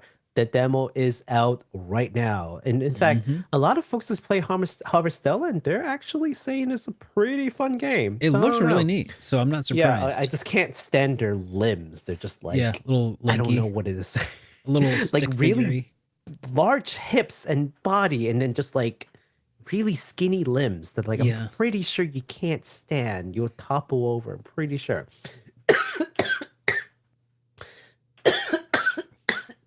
You all right? Excuse Ooh, excuse me. Oh, you're fine. So, No big deal. Just dying a little bit. Anyways, next we got Story of Seasons, A Wonderful Life. That's coming summer of 2023. last but not least, we have a game called Rune Factory 3 Special, which is coming sometime in 2023. So here are all the farming simulator games for all you folks who Yeah. wants to farm, but like not really. But for sure, I mean, hey, that's cool because Harvestella, I feel like we kind of glossed over that, but it honestly has grabbed my attention because it is also in a big way an Mhm. RPG. I feel like Harvestella is probably like more RPG than like farming sim. Like Story Yeah. of Seasons is like, let's say Story of Seasons like maybe like 100% like Mhm. farming sim. Rune Factory is like maybe more like, you know, It's got some 70, action RPG in 30. there, yeah. Yeah, like Harvestella is probably like 50-50. Like I'm just guessing based on like what I've seen so far. Don't take that as like a fact, but yeah. So, but definitely, I mean, look, it's coming from the RPG powerhouse Square Enix, so one would expect more RPG element, and the character design and everything actually looks pretty good. The model, it's a little weird to me, but hey, people actually like it, so check it out. If that's Yeah. something you know, that sounds like something you might be interested in. All right. So then next up, we have Baku's favorite. We're going to be talking a little bit about Romancing Saga. He can't even swallow that drink he just took. We're going to be talking about some Romancing Saga Minstrel Song Remastered. There's not really a whole lot worth saying about this game as of right now, other than the fact that the release date is currently set for the 1st of December of 2022 for basically all modern consoles and for also iOS and Android devices. So There that's you pretty go. cool. And I Yeah. think it also has another trailer that we can take a look at right now if you'd like. I mean, I'm not sure why I'm asking. Of course, you would like to see it. Let's give this Yeah. trailer a little gander here. I mean, a lot of people asked us about like, you know, oh, that is the wrong. Is this that not is it? the- Oh, you're no, right. That is not it. Symphonia. No, look at the Whoop. one above that. Whoops. I was like, wait a minute, that doesn't look right. I accidentally skipped over the one that was showing in Moon Runes. So Yes. yeah, let's fix that real quick. My bad. This one's a longer trailer in the Japanese version than the American version. The American, I should say the English like Nintendo Direct was just like super short, Yeah. like 5 seconds. I figure I'd give you guys a slightly longer one to look at some of the gameplay. The combat graphics doesn't look yeah. bad. I mean, it's No, just the combat is perfectly fine. It's The a proportions are tried and just weird. Romancing Saga battle. It's fun. I played the game an original PS2. The game is fun. Don't get me wrong. I just can't deal with the character models. They are just like heinous looking. But if you want like a good old like RPG that actually plays really well, that one is it. Yeah. Especially for the folks who are asking like, oh, do you have any recommendation for iOS and Android? Because we can only play on phone. There that you go. looks like that a good way one. to go for sure. Yeah, no gotcha, guarantee you. Okay. Yeah, I like I said, I played it on the PS2. I played the original one back in like NES. Great game. Yeah. Someone in chat says they look like gelflings from the Dark Crystal. And they totally do. Just a little bit of that uncanny valley there with like the weird proportions, but it works. You stop that. I'm dying here, please. All right. Well, go ahead and take a swig of your drink, and then let's move on to this next one here. No, we've got to talk about it. We've got to talk about this next game. You guys already know what that next game is because certain Derek played the video ahead of time. But yes, let's talk about Tales of Symphonia Remastered because sorry. I know. I'm sorry, you guys- I leaked it. you leaked it. You leaked it. Okay. So Bandai Namco has announced that they will be bringing this Tales of series classic to a new generation systems, even though we have it on PC already. Bandai has reworked the graphics in various places, added some QoL improvements, such as event skip function. So let's look at the trailer, shall we, Mr. Derek? Oh, didn't we already do that? No, sure. The journey of world regeneration begins anew. Okay. Remaster of Tales of Yep. Symphonia is coming That to looks Nintendo Switch. pretty nice. Like, did they reanimate all of that? No, they redid like the character models, like facial expression or something to that effect. Their natural expression, whatever the heck that really means. I see. But I've heard that they've touched up the graphics here and there. It does look nice. It's got compared to the PS3 version, anyways. it's got that Yeah. 16:9 aspect ratio, which looks like they've adjusted all of the on-screen elements for that as well, which is nice. They didn't just like leave it 4:3. But no, it should be 16:9. Uh-huh. I think they did a pretty good job just judging from what we've seen so far. Yeah, it's not bad. Okay, so let's talk about the elephant in the room, I guess. Yes, you've heard the rumors. True, the game is locked in 30 FPS, On a- which is Unplayable. unplayable. In the trash. Cannot play. Will not play. Remove this blight from my eyes. Remove the game, which is a disappointment to many who were hoping that Bamco would bring it to 60 FPS. Yeah. Myself included, actually.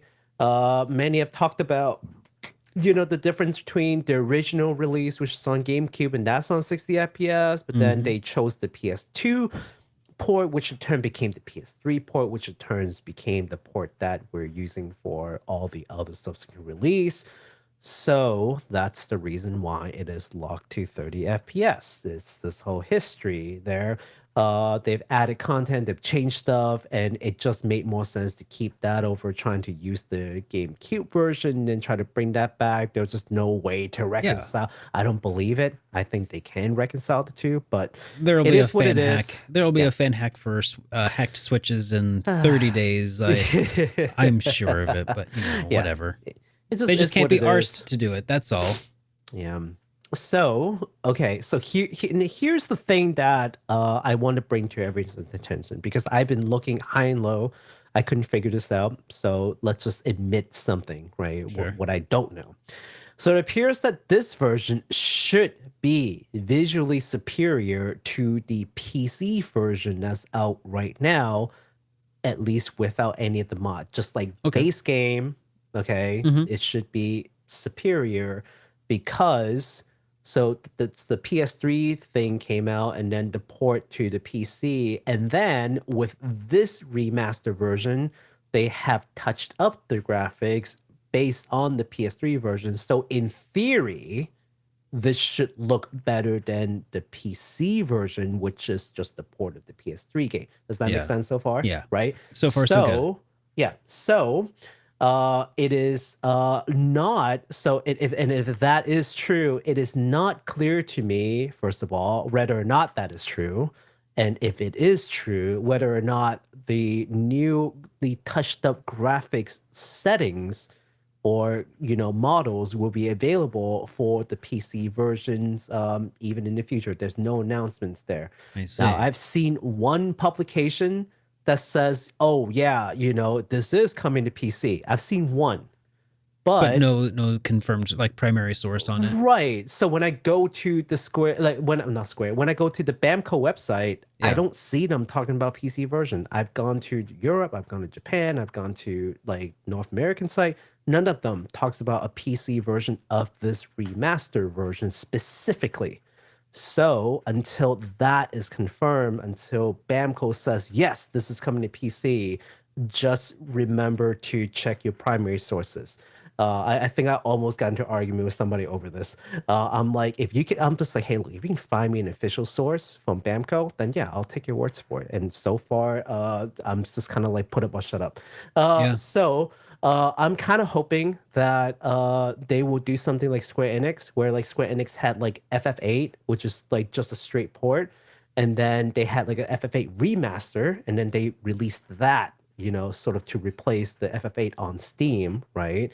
So I'm hoping that they will do something at least similar to that, so that folks who prefer to play it on PC will have that like newly updated graphics, however minor, right? Yeah. So this game is coming out, or this remaster is coming out in early 2023 on PS4, Xbox One, and Switch. Again, no PC as far as I'm concerned.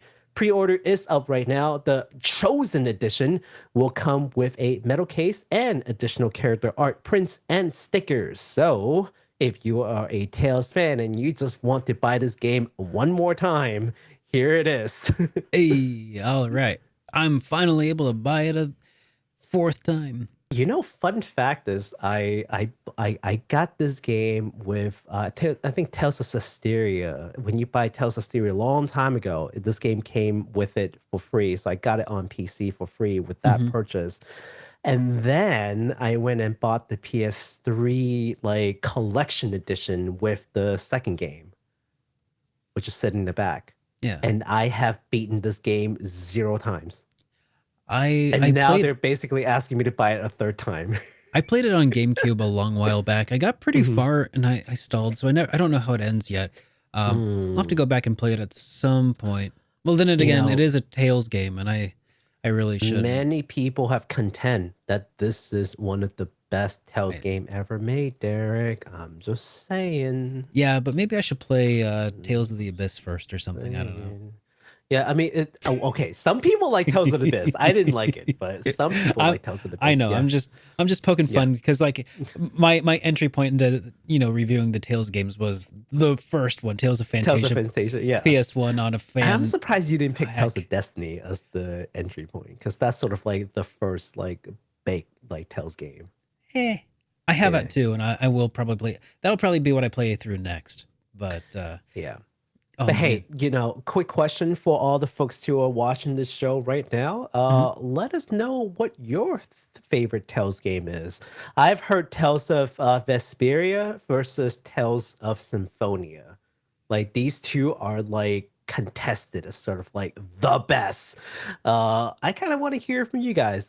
Personally, I played neither of those, and I like Tales of Eternia, Tales of Graces, and Tales of Vesperia. Those are my favorites. But yeah, let us know what you think. you mean Tales of Destiny 2? There's an actual. You know what? I know. I'm just messing with you. I Okay. know you are. Okay. All right. So moving along, that was pretty much it. So moving along to the state of play. Oh No. wait. No. Oh, I know. No. You're about to piss off a lot of people. That was no. okay. Fine. No. No. Well, I'm not talking about Breath of the Wild 2, okay? I'll just tell you that because I'm sorry to disappoint fans of Zelda that there is no Breath of the Wild 2. Instead, we got this game called Tears of the Kingdom. No Breath of the Wild 2. Ugh. Ugh, I know. Ugh. So, yeah. And on the topic of the title, apparently there was a little bit debate on how the word tears is pronounced in the title, as tears like you're crying, or tears as in being torn to shreds. Is the kingdom being torn to shreds, or is the kingdom crying? Nintendo later clarified that the game is indeed a sad boy filled with liquid, salty tears. Yep. No more debates, please. I mean, there was also some no. sad. It was clearly supposed to be sort of like a sad thing, I think that there's like teardrop shapes and stuff in the game. But anyways, let's take a look at the trailer and see if you can spot the tears in this kingdom. Yeah, I'm saying that. I was just saying to folks that I'm all for another like Dark Zelda. Yeah.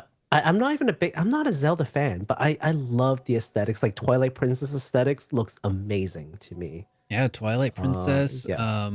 Majora's Mask.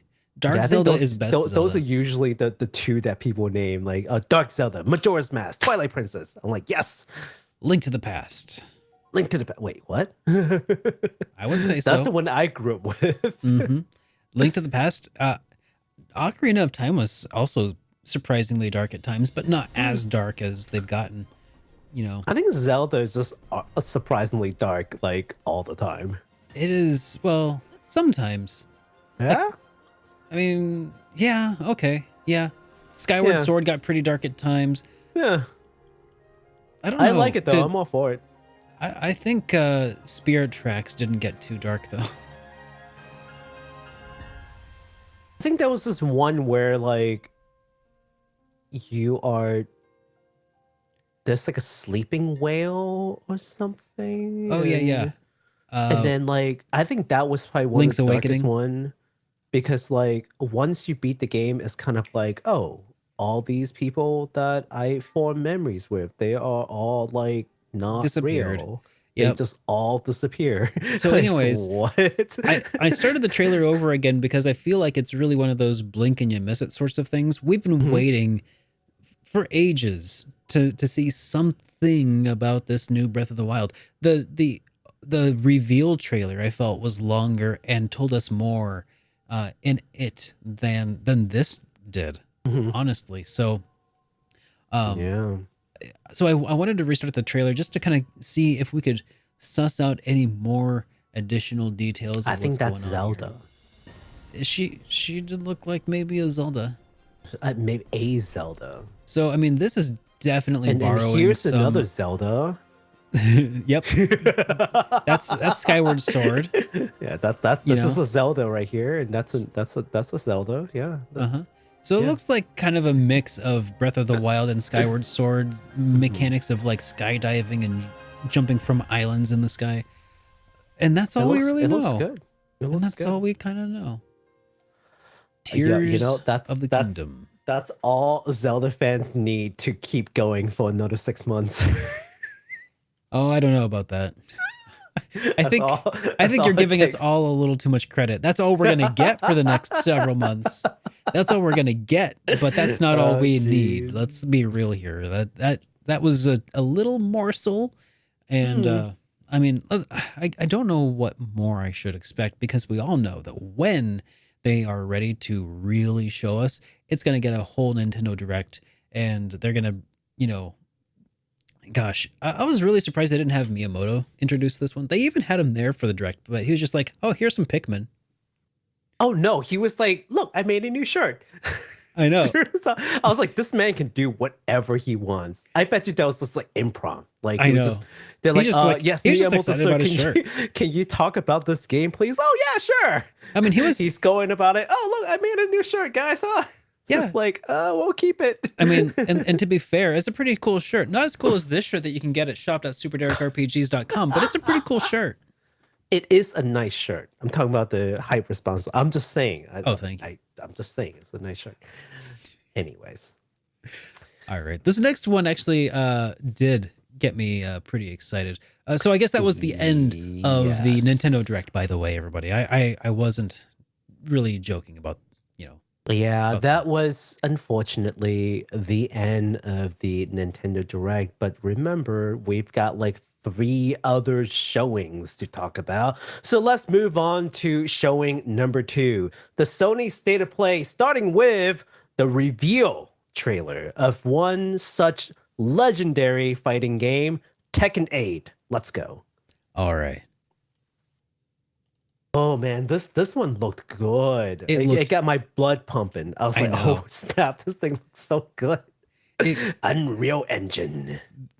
Tekken is one of those game series that I played in the arcades back when arcades existed. Yes. Oh, Tekken And Tag was so much fun. in Tekken the Tag, arcade. Tekken 3, Tekken 4. I was a big fan of playing as Law and Oh, me too. Me Jin. too. you know, I liked playing as Law, the chef. His kicks mix up is so fun. Oh man. There was the what was that called when you like run up the side of the opponent and then like kick them, or I think it was like a throw. You could, I don't even remember. It's been that long. Yeah, I don't know what they're called. I just played a game. Yeah, it was I one of the wasn't first. like all like pro like Derek here. That's a move right there. Like I just played a game. Oh no, I tried to get good. I was like doing parries and stuff. Like I got, I mean, okay, when I say I got good, I mean I got like better than a masher, Yeah. which is more time than I've ever spent on any other fighting game. I could actually do things intentionally and it was fun. Ooh. And the characters of Tekken, I think, are just that much cooler. They really are just. I mean, Kazuya there. Yeah, like no offense to Street Fighter, like Street Fighter is the OG. Like I do think Tekken characters look cooler. Though. Oh yeah, so much cooler. I'm sorry. Also, like Hobo Du and Stepfather Ken is just. Like that's the running joke now for the new Street Fighter is Hobo Du and Hobo Ryu and divorced Ken. Divorced Ken. Oh no. That's the running joke for the new design. I think it's messed up but also kind of funny. So so there is no release time frame, as you can see from the trailer just now. However, it will be available for PS5, Xbox Series, and PC via Steam when it is available. So that should give you an idea what kind of graphics you should expect from this game. That there will be no PS4 and no Switch on this one. All right. So Bandai Namco have also announced a brand new IP called Sin Duality. This is a PvP versus third-person mecha shooter game. Mouthful. What's that? Yeah, it's I know. a mouthful. Right? In this world, the poisonous ring called Tears of the New Moon wiped out or is it Tears of the New Moon? Tears of the New Moon wiped out most of humanity, spawned deformed creatures, and drove the remaining humans to live underground. To survive, players will have to gather AO crystals. That's what they said. While fending off hostile creatures. Yes. All right, guys. So just heads up, this is going to feature some AO crystals in it, so adults only. Yeah, some AO crystal.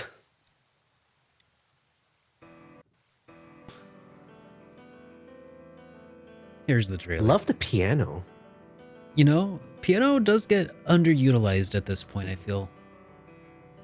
Like Overutilized in I'm Setsuna. I was going to say, it depends. It depends, but it feels like, on the whole, That like when freaking game. when put to good use, Yeah. it has a really unique feel to it. Yeah, I found a Japanese trailer. Because I'm pretty sure all you guys watched the American one. Yeah, definitely did. So when they say PvPvE, basically, and we'll talk a little bit about it, is basically you'll run these missions, and if you happen to run into other players who are on the same mission, you might have to fight them for it. But otherwise, it's PvE. Okay.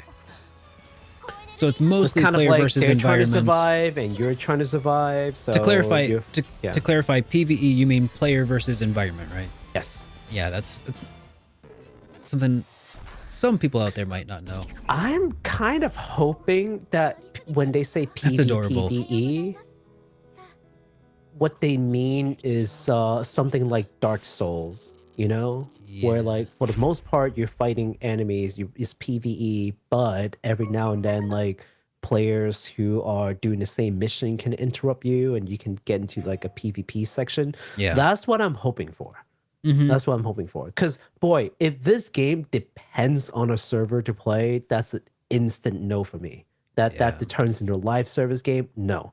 But if it's structured like a Souls game, where the PvP element comes out surprisingly swinging, you'd never know when it happens or not, but it doesn't always happen, and it's not dependent on it, then yeah, I'm all for it, Yeah. So the game's going to release sometime in 2023 for PS5, the Xbox Series X, S, and also PC.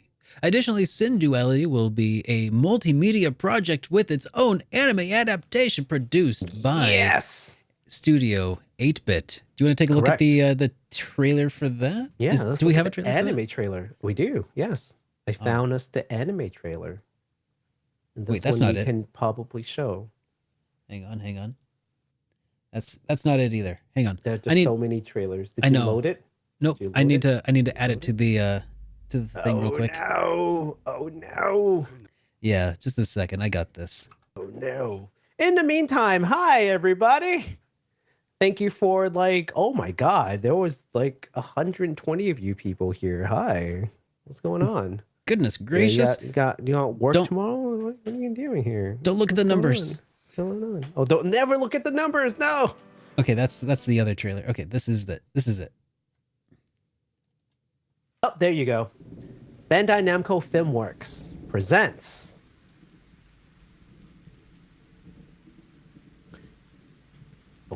Studio 8-bit. All right. Something about the Tears of New Moon, yada yada. Something about AIs, Okay. so on and so forth. Cool. Perfect. Excellent. Nailed it. I know. All right. It That's is in the year of 2242. I knew that much. This is a an AI that lost her memory. Uh-huh. What? Okay. So Her she's name a is Noelle? JRPG protagonist. She's a JRPG protagonist in an anime. Mm-hmm. Who would have thought that that would be a thing ever? No, never. Okay. Is that it? Yeah, that's it. So pretty Oh, short and yeah. sweet. So they actually show, well, there's a longer like interview with all the voice actors and whatnot, but obviously I'm not showing that. Yeah. So that just gives you a sneak peek of what the anime should look like. You know, Bamco is working on a lot of like multimedia projects, and I think they've been pretty successful. Another one that recently happened, of course, is what's that game called? Scarlet something. Nexus. Scarlet Nexus, yeah, which is also like a multimedia project. The game is very well received. Yeah. Project and the Hack also. yeah, not bad. Yeah, so they're definitely doing more of that with their new like film studio, as a Yeah. matter of fact, which is the Bandai Namco Filmworks. So expect more from Bandai Namco doing a lot of multimedia things. Like the next Tales game may have an accompany anime that comes right along, right? And that pretty might be neat. the new MO. Yeah, I think it's pretty cool. So I hope they keep it up. I mean, because even when I was playing Tales of Phantasia, like it felt like I was playing an anime. So Yeah. I mean, clearly they've got people who are, capable of producing that sort of thing. Now, I Yeah. left this next game for you specifically because I wanted to see what you had thoughts of your. Okay. I knew it. All right. So the next game we're going to talk about is a game that was previously known as Project Eve, but now is now known as Stellar Blade. So from the Korean developer Shift Up. This game, of course, they have announced the new title through the state of play.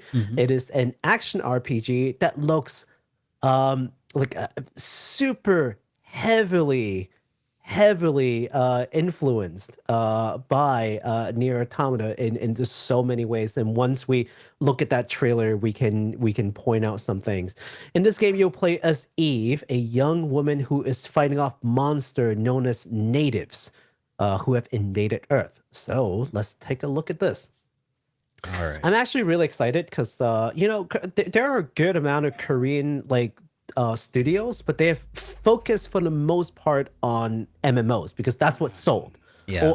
Or like competitive games. Again, those are the kind of games that sold well in their like local market. Right off the bat, look at this Yeah. guy. It looks amazing. Yeah. This, by the way, is in Korean for anyone who's wondering. I kind of assumed as much, but that's super cool. Just the hyper textured, like in a normal game, that would probably look a little like over the top, but like for something where it's some sort of like deteriorated cybernetic. So like the hybrid. post-apocalyptic setting, the Yeah. It works. like cyberpunkish, like makes him look look. older than old, right? yeah, that does look kind of a little reminiscent of Nier Automata already, but it's not just the superficial similarity. once you start looking at some of the gameplay, I can point out some things where I'm just like, oh yeah, like I can definitely see how it was like very influenced.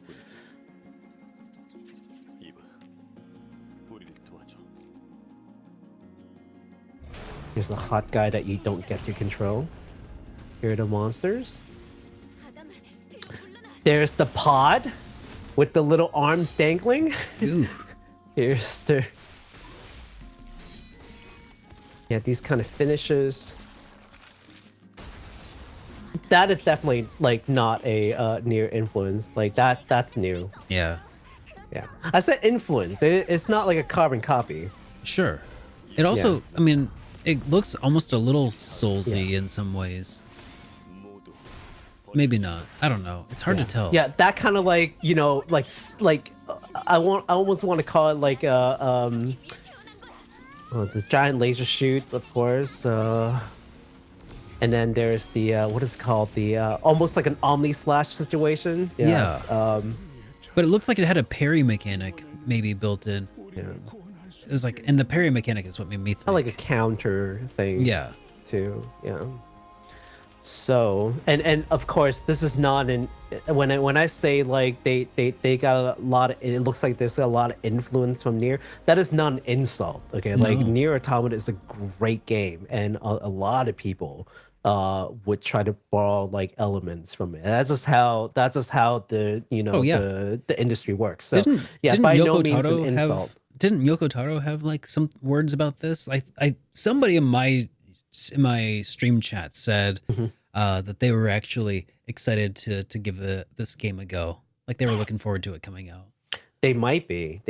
Yeah. So I can't confirm that, but that's hearsay. But yeah, cool. So Yoko Taro comments on games like randomly. It's just like I'm sure I've read it in passing and then just go like, oh yeah, he said this, haha, and then just like sort of move. If I was Yoko Taro, yeah. I would be ecstatic to play this game, because like being able to just like eat a sausage without having to see how the sausage is made, and like being able to pick apart like all of the crap that went wrong, all of the things that you weren't happy with, just being able to enjoy the finished work of art instead of like that would be so nice. And it's especially because it's inspired by and looks like it has similar themes, maybe, like I think Yoko Taro would play this just because the main character is hot.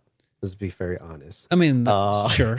Little column A, a lot of column B, sure. No, I mean, like it looked like what is it? They asked him like, why is Chibi designed this way with high heels and frilly dresses? Like, because she looks good. Yeah, that was his answer. I mean, that's literally all it takes. Like, let's be real. Like, if you're gonna be playing a game where you're gonna be staring at the back of a main character for 40, 50, 60 hours. I mean, people got tastes, right? Like, I love his honesty. He wasn't even trying to hide it. He was just like, because she's hot. Yeah, make it a character that you don't mind looking at. Some eye candy. It's, I love it. So this game is coming out in 2023 only on PS5 as a console exclusive. That is a word. Those are the chain of words I've not heard in a while. It's other than like Nintendo first party games. Years. Yeah, console exclusive. Yeah. I have not heard those words in a long time, but here we are. Well, I mean, let's be real. It probably could not run on Nintendo Switch, and Xbox, PC. I mean, yeah, PC. Yeah. PC probably has some players on it. I'm of the opinion that the Japanese RPG and like action RPGs have just been on PlayStation and Nintendo consoles for so long that I just feel like a lot of the fan bases, I mean, and maybe it's a little bit of projection, but I feel like they're kind of like me, where I just don't care about the Xbox because it just doesn't have the games on it that I want, except for PC. Now that Xbox has like, or some parity with PC, that maybe that would be the way I would look. But Yeah. I mean, I'm with you. Like, whenever I think like PC, remember that like summer game show thing that they did? And we're like, oh, this is gonna be like the new E3. And then we watched it, was just like space shooter, space shooter, Yes, space shooter, space shooter. that's what I Yeah, would that's imagine an Xbox Direct would be yeah. like. It's just like, oh, here's our new shooter. Here's another shooter. Did you know that we make shooter games? Oh, here's a farming sim. Now back to shooters. They had an exclusive, and we'll talk about that in a little bit, I think. Yeah. All right. So, speaking of games, Speaking of games, we've got another one called Rise of the Ronin. yes. Koei Tecmo's Team Ninja have just announced another historical action title, this time with samurai, called Rise of the Ronin. Man, the game Team Ninja's busy, yo. I know. Yeah. Working hard. The game will be an open world action RPG that takes place in the late 19th century. So that is like in the, late 1800s at the end of the Edo period, aka the Bakumatsu. The Bakumatsu. No relations to this Baku. Oh, okay. Different kanji. The Bakumatsu,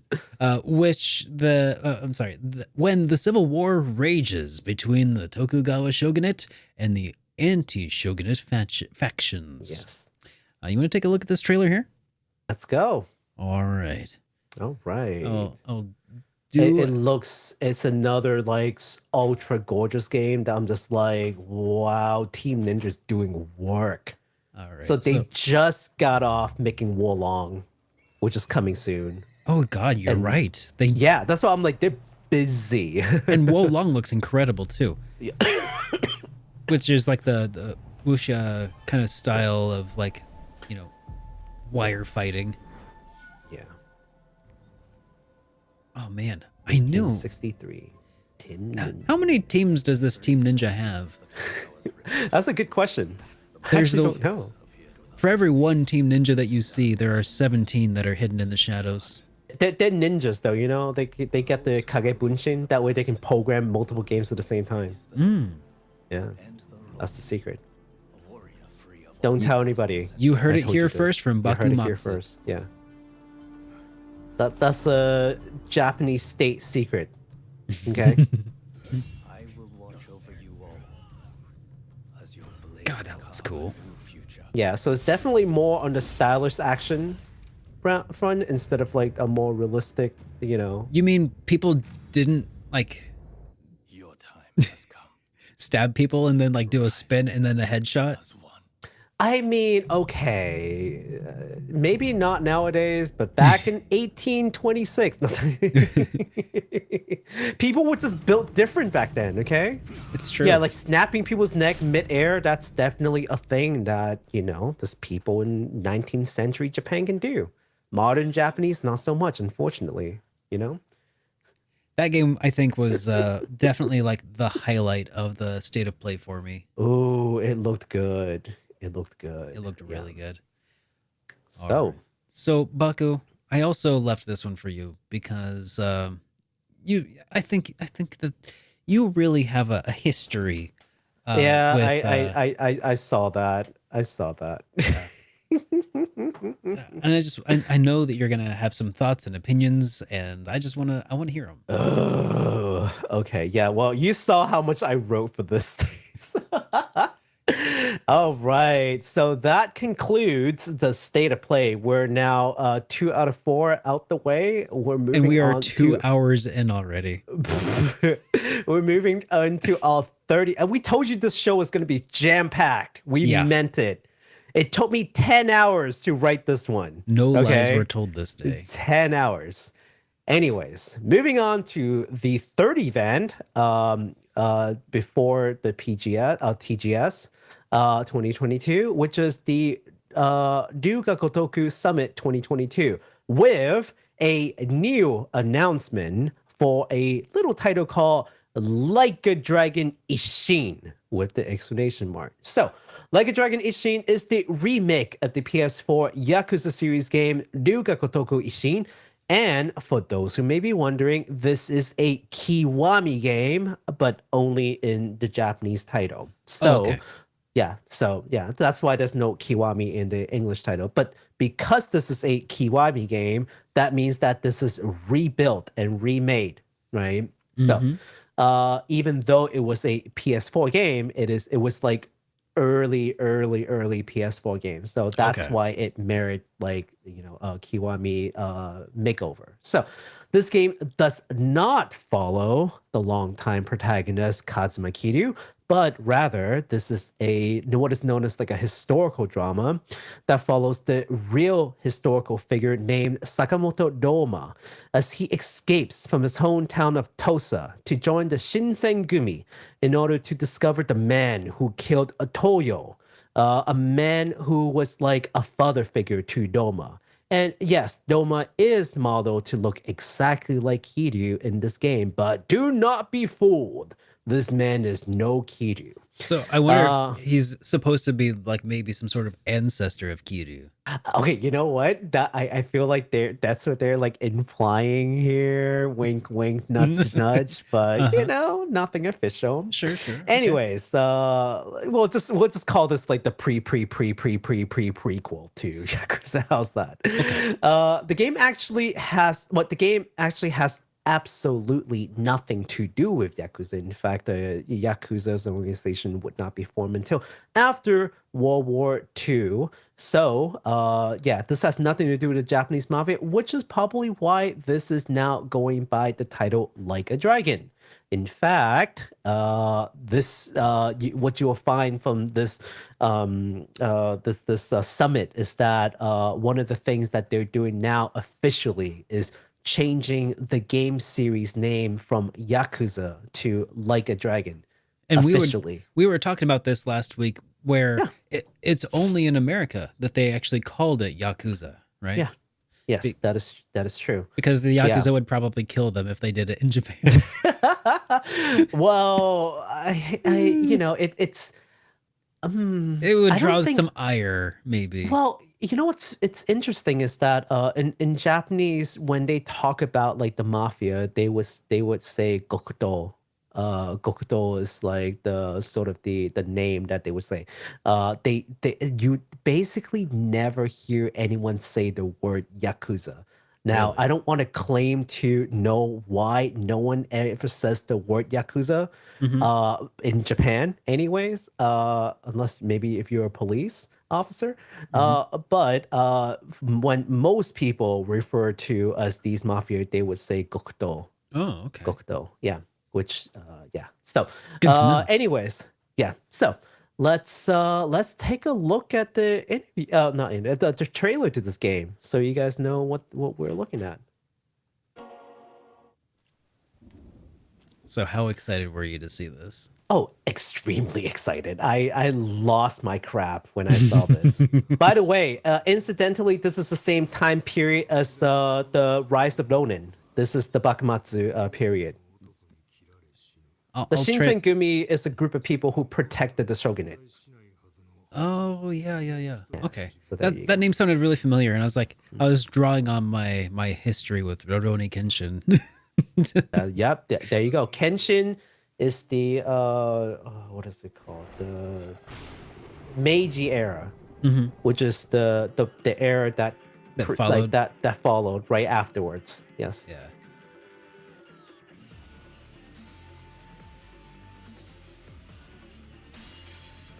Oh, that's cool.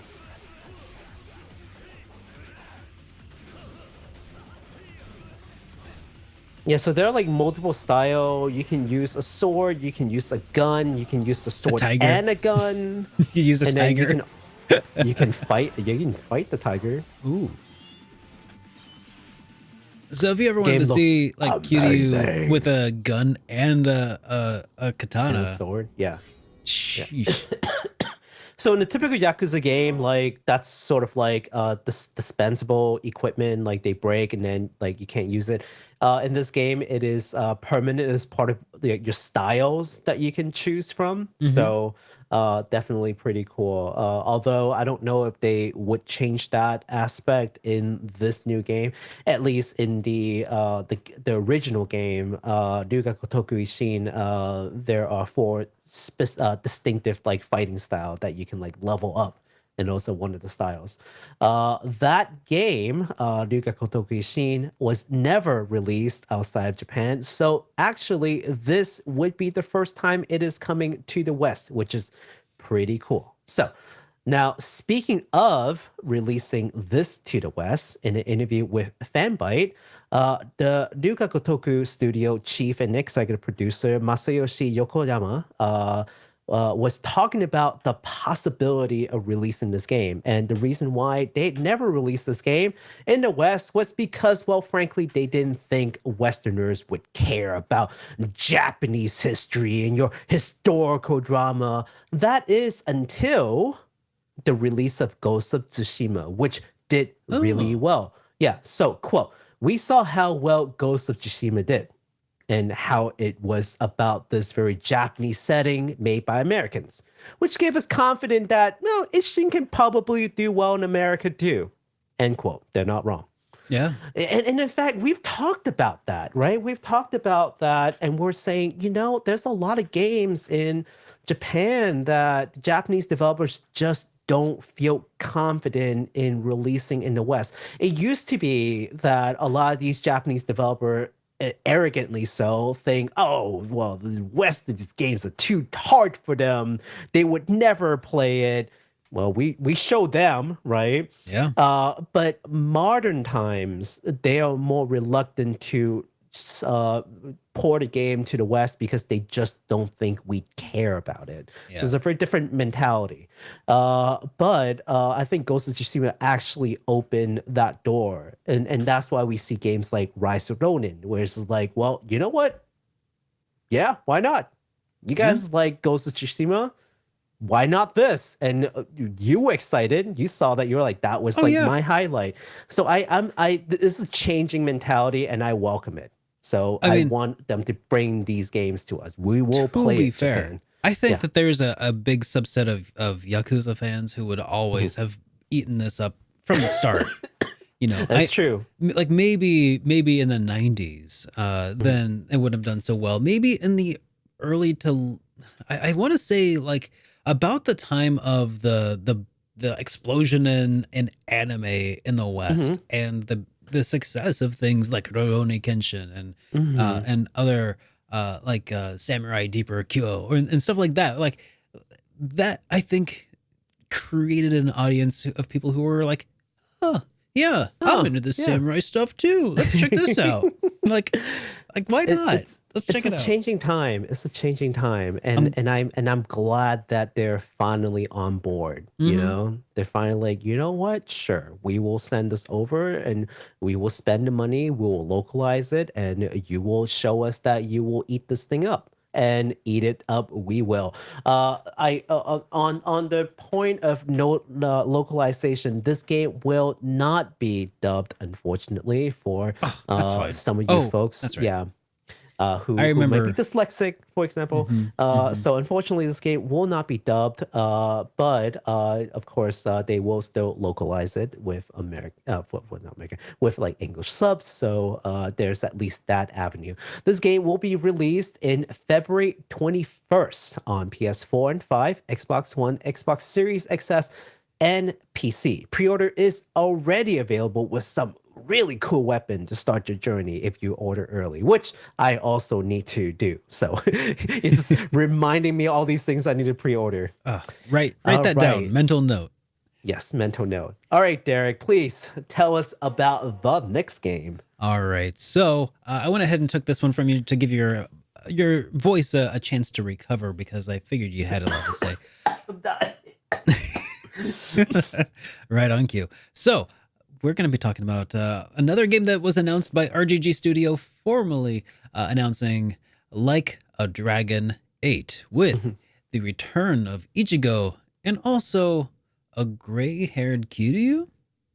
RGG says fans should use their imagination as to why Kiryu sports gray hair, which seems to imply that it is maybe not due to old age. Mm. According to RGG Studio, this game will feature both men as dual protagonists, which with the theme of the man with the past on his back and the man with his future on his back. That's right. So RGG have confirmed that this new game will also be an RPG, much like the previous game. And let's go ahead and give it a look. Yes. And I'm stopping short of calling it turn-based because they haven't firmly confirmed turn-based, but they're like, it's going to be an RPG like the previous game. Those Yeah. are their exact words. It So goes I'm gonna really stick to that. Yeah. Yeah. Like if I said a game will be a turn-based RPG like Dragon Quest, then Yeah. I think. I'm stopping short. So when you saw this, 2 people walk in. I wasn't sure what to think yet. And I heard that, and I'm like, is that Kiryu? That's Kiryu. And I saw this, the gray hair Kiryu. Yeah. And I'm just like, what is going on? What is going on? Yeah, what? So again, and this is through the summit that they talk about the game. They're basically, well, obviously you all saw Kiryu, obviously you saw the gray hair, but we'll leave it to your imagination. As He to just couldn't why. wait to be a gray Yeah. fox. That's all. No, A silver they said- fox. He just there's a reason to this, but they He's just- can't go too far. They can't give it all away. silver fox going on a yeah. cougar hunt. So yeah, so the man with the past on his back is again a direct translation from Japanese. So maybe better to say the man with the past on his shoulder. He's shouldering it. That's probably a better translation. Okay. That's referring to Kiryu, and the man with the future on his shoulder, which is referring to Ichigo, sort of like the new age. Like he's trying to usher in. He's shouldering the future, and the 2 men are trying to like sort of right wrongs. So Yeah. it's pretty cool. I'm just like, wow, okay. So this game is coming out in 2024 on PS4, 5, Xbox Series, and PC. I And end up then I talking wanted to- about it anyway. Yeah, I know. I was gonna say, and I wanted you to talk about this next one anyway because let's be real. I think this one is really Ooh, it's okay, it's piqued my interest, and I don't even know Kiryu. so I think this is the game that really blew my mind. Ishin, it's like, oh, cool, they're bringing it. Like a Dragon 8, it's like, oh, cool, we knew this is coming because they already showed us some leaks weeks before through little tidbits. But we knew 8 was coming. 7 was so like popular that there's no way they're Yeah. not making an 8. And there one. was already, the Yeah. remake of the other game. Like Yeah. you're like 2 games. That's incredible. That's enough. Yeah. Well, this is the thing that blew my mind. So maybe we should. Well, actually, you You know wanna what? lead with Let's the talk about trailer? it. Yeah.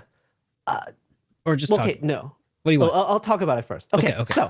So, longtime fans may be wondering at this point, seeing Kiryu showing up at not Yakuza, Like a Dragon 8, what exactly happened to Kiryu after Yakuza 6? Well, this action game is going to tell the canon side story to Kiryu Kazuma between the events of 6 and 7 and what happens to him after 7, which is Like a Dragon, leading into the 8th game. So it's really like a 2-set side story, right? So it's going to be side story 1, things that happen at the conclusion of Yakuza 6 to the beginning of Like a Dragon, and then from Like a Dragon to Like a Dragon 8. Basically, I know Yeah. the names are getting a little confusing, but just bear with me. There Okay. are just two gaps between games, and that's the side story. And what exactly was Kiryu up to? What what happened to him? This is the title that's going to talk about, and this title is called Like a Dragon Gaiden: The Man Who Erased His Name. As RGG Studio said, that for those who started the series Like a Dragon and don't really understand the significance of Kiryu Kazuma, this side story will help fill some of the gaps as well. So it's got something for everyone. If you're a long time fan and you're just like, oh no, give me more Kiryu, there you go. If you came in like a lot of folks who, like the turn-based aspect of Like a Dragon, liked Ichigo, got to know that whole motley crew, but it's like, oh, who's this Kiryu guy that you guys keep talking about? Why are you guys all like Who's this old tearing dude? up and crying over? Yeah, who's this guy? Why do you have to fight him? Well, he's not like, why is he important? Well, now you get to find out his significance without playing through the previous like 7 games, including 0. Okay. Okay, so I can play this game instead of all of the other Yakuza then, right? No. Let's watch the trailer real quick. Okay. If people don't understand that I am very passionate about Like a Dragon, I hope you get it now. Oh, yeah. I really like this series. Both the action game and the turn-based. I liked it all. They're all great. So it's interesting that they're going back to an action RPG for telling Kiryu's story because, I mean, everything up to his point was action RPG, right? Or, yeah, Yes. action combat. So I wonder... This is going to be action. Yeah, I know. Yeah, So I wonder with RGG 8 if it'll be like a switch up at all, like if it'll switch between turn-based and Is that why they're short? Is that why they're just short of saying it's going to be turn-based? Maybe for the Kiryu portion it'll be, action. Could be interesting. Yeah, It would be really wild, right? could be interesting. Joryu. I think that's the thing that sticks up to people. So So I it's don't very know if common. Huh? No, sorry. Go ahead. I was gonna say so I know that his name is Kiryu, and Joryu. I don't know. Part of me is thinking like Q and then Ju, like 9 and 10, like. But I don't know if that's actually correct with this. Probably not, but Probably good not. guess. Yeah.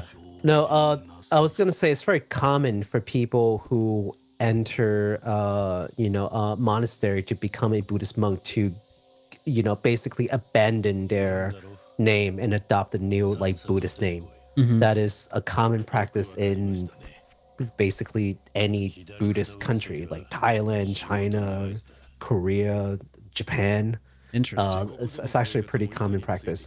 It has to do with like sort of getting rid of your past and sort of like moving into this new life away from your old. So getting rid of your name is a huge like symbolism. Yeah. Well, for Kiryu, it's a little different, but I don't want to spoil people. It has to do with the end of Yakuza 6. Yeah. I heard that for anybody who has some context that this could be spoilery, but I'm like, I just know who Kiryu is, and I think it's cool, but I don't know if it's... I don't know if this is spoilery. I don't think it is. Yeah. I don't think it's a spoiler, I don't for me think at it least. is. Yeah. But something is always spoilery to somebody, so Oh, for sure. you can't avoid it all. People who are super sensitive to spoilers probably not watching a podcast. Yeah, where we probably discuss don't watch the any trailers at all. Yeah. God, Kiryu, you beautiful man. You are just so beautiful. Why are you so freaking handsome? Anyways, Like a Dragon Gaiden, the man who erased his name. So, according to the RGG studio, in terms of the volume of this game, it will be similar to the Lost Judgment Kaito files, but bigger. I'm sorry. Volume as in like scale of the game? Like Yes. scope? So Okay. like how large this game, how expansive this game would be. Gotcha. And they say it's about half the size of a typical Yakuza game. So yeah, so definitely not like, don't expect like a full game but definitely more than that Kaito Files, which in and of itself is a pretty sizable expansion. So they're like somewhere between a full game and that is what we're looking at. It is implied that, of course, this will be a side story to the 7th game based on the Japanese title, which you're not seeing here. So just kind of a little tidbit of information to throw out there.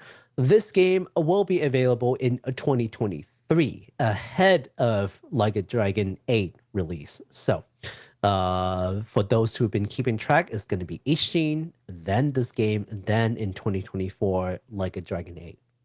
All right. All right, we're like, woo, we're home stretch.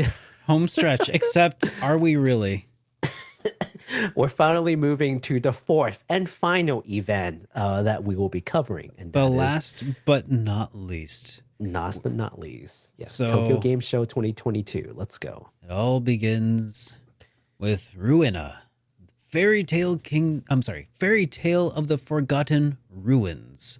That's right. Kadokawa's Chinese subsidiary has announced a remake of the 2008 RPG Maker freeware title Ruina, the Fairy Tale of the Forgotten Ruins. Unlike typical RPGs, the game's story develops in a choose-your-own-adventure style text-based form, and your decisions can lead to multiple scenarios to play out the rest of the game. So, there's currently no real trailer to show, no real release info to discuss, but we will be keeping an eye on this one as the story develops. That's right. So this game is actually kind of one of those like cult Followings. titles. Yeah, it's one of those like ones that people have been following and liking for a long time. And it's actually surprising that they're picking some of these games up from Kadokawa, no less. Yeah. I would imagine something like Playism would pick it up, but no, Kadokawa is picking this up. So pretty exciting to see that. So with good financial backing, I think this remake would be very interesting to see. Again, there's some art that's out there right now, but it's just like not really anything that's worth like showing yet. It's very early announcement in TGS. So All right. the next game that we're going to talk about is, of course, we've actually just talked about a little bit, Wolong, Fallen Dynasty. Yeah. Koei Tecmo have brought along a playable demo to TGS floors, and you can actually play it too if you have a PS5 or an Xbox Series console. You too can download the Koei Tecmo demo for the Wolong Fallen Dynasty. Now, if that sounds interesting to you, yeah, you may not want to sleep on this because this demo is limited to September 26th. That's in 4 days.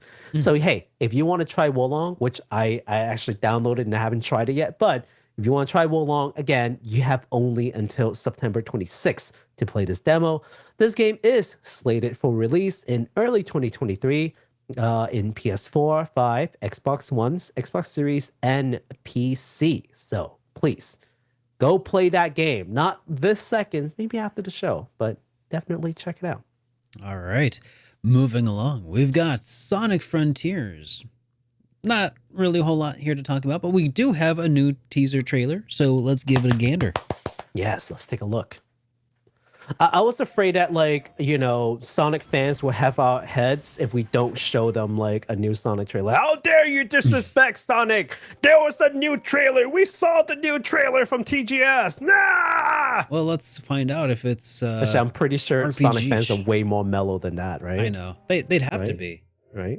I think Right. anybody who could rage like Right. that would have bounced long ago from the fandom. No, I actually think the new trailer looks pretty good. I've never thought Sonic Frontier looked bad. No, To it be fair, never yeah. had that wow moment for me that Yeah. like made me like, that's the one. But yeah, like I think we've said before, like Sonic fans are made of sterner stuff, patience, understanding, infinite just willingness to give new stuff a try. So I'm Yep. gotta have respect for that after a certain point. Like it, Ooh, look at it that can't be. Sonic. Oh yeah, Yeah, there you are.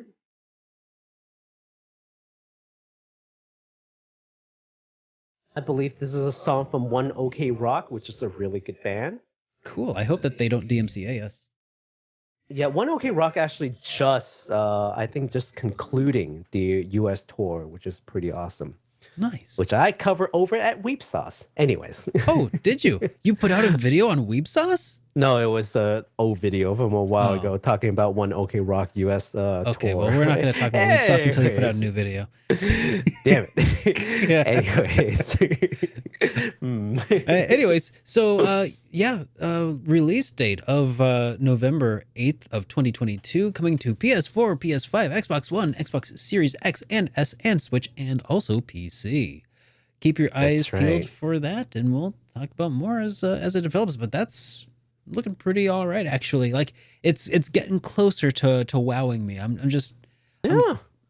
just kind of want to know, like, what's a little more of the story. Like, I see the world, I see the gameplay. I'm like, what's the hook of the story here?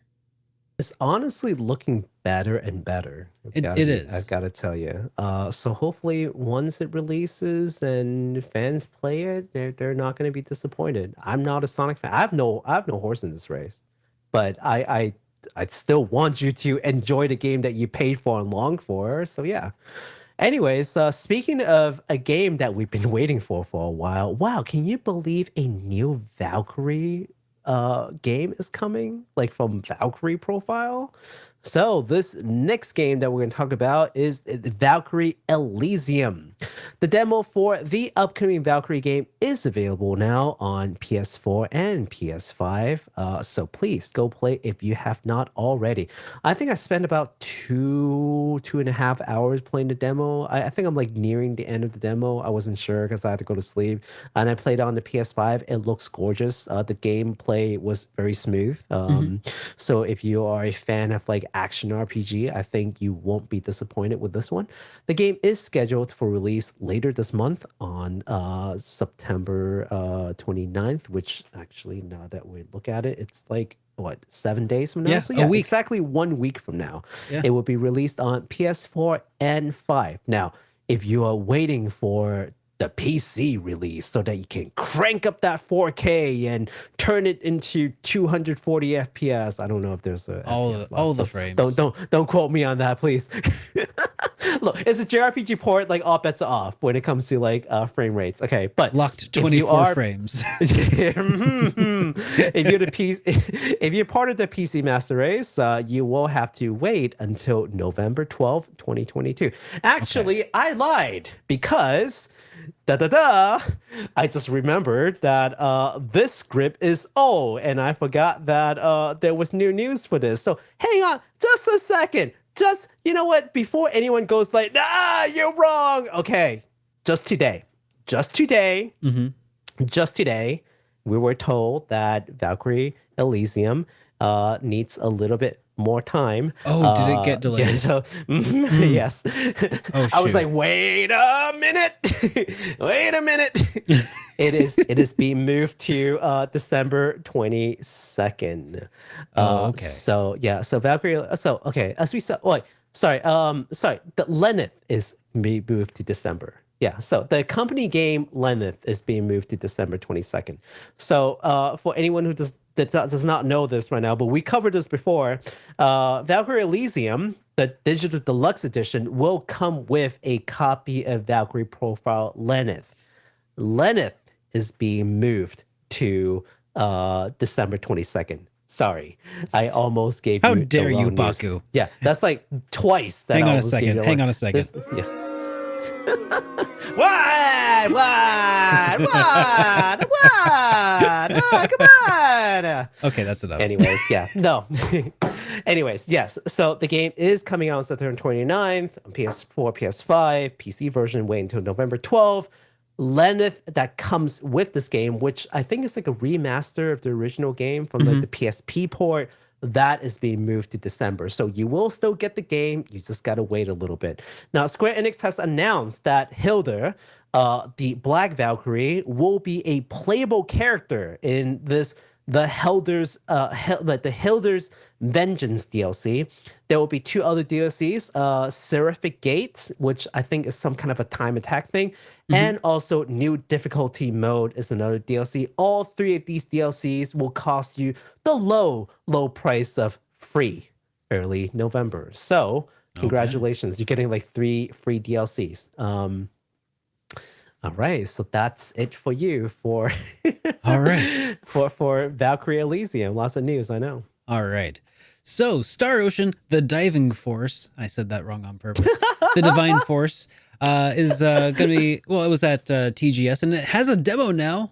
I felt like it's been a while since I fouled up a name, so I decided to lean into that one. So they had this demo at TGS for the new Star Ocean game that's going to be coming out on the 20th. So, Which was 2 days ago. The demo was out 2 days ago. So there you go. Remember, guys, we wrote this for Sunday. Yeah, we didn't really go back and modify it. So yesterday's news today. They also gave us a new trailer though, which I have not seen, and I kind of want to take a look. So we will do that right now. Yes. Any further violence will serve no purpose. I actually like the voice acting for this. Surrender. This isn't over. I am Lieutenant Mario L. Kenny of the Pan-Galactic Federation. Yeah. You are under arrest for violation of the Underdeveloped Planet Preservation Pact. Friend of yours? Yeah, real good friend. She's from the Astoria. Is that Marisha Ray? Destroyed my ship. No idea, because I don't listen to English voice acting. From another world. One that's far, far away in the sky. And I was forced to flee here.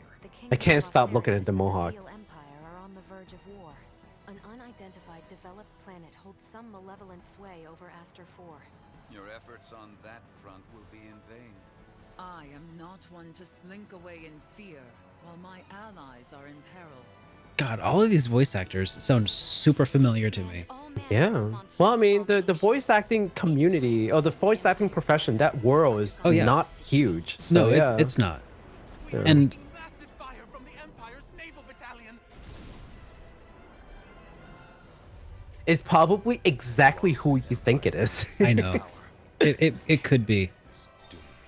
You tell me the feds are in Since starting watching Critical Role constantly, I've expanded my knowledge of at least 6 or 7 voice actors. Not gonna lie, this actually looks pretty good to me. It does. I still don't like the Barbie kind of like. Uh-huh. But otherwise, Plastic. and it's not bad. Like that guy right there looked all right. Yeah. Being free of gravity's shackles. I think it's just the female characters. Like their skin are just like A little too shiny. naturally smooth and shiny. Yeah. Mm-hmm. Every aspect Which of life gives it like a is another plasticky world, sheen and not like as flattering as they might think it is. But otherwise, it looks really nice. But otherwise, it looks cool. Yeah. This is like Star Wars RPG for real, and I'm all I'm here for it. Yeah. Yeah. Was subtly, yet irreversibly Ooh. infiltrated by Scorpion. Everything is in such chaos at present. It is nigh impossible to discern Alien friend with from horns. foe. I'm all for it. I swear to you that all I speak here is absolutely true, including the fact that Nice I job came phrasing here that to one. help. We have no What? that follows you are not I'm just saying, there were worse ways you could have said that, and I'm glad you didn't. I have a proposal, though I'm sure you'll reject it. We should take our leave of Leticia and the others. But yeah, she does look like a Porcelain doll? no, well, I mean, yes, Thing's dead, don't you? but I was thinking like a D&D tiefling. Oh, yes. The evolution of humanoid races, huh? Not surprised if they got inspiration from that. That transforms people into something they are not. I would rather prefer death than allow I such a wonder, thing I to pass. forgot to look at this. Like, where in the timeline does this game fit into? Are all Star Oceans in a unified In timeline? a unified timeline, yeah. Neat. I am sorry. 3 is at the very end, because it's until the end of time. What is wrong with you? Number 4 is the first game in the timeline. Yeah. Onyx Jade And then everything else is just kind of somewhere in the middle. Planet Styx. Yo, it's Hyde. Precious pact. They got Hyde to do the song. What? Hyde, what? They are bringing back the 90s, man. Oh, Yeah, Hyde is the classic, right? yeah, Why do they it's freaking legendary. Why do they fight?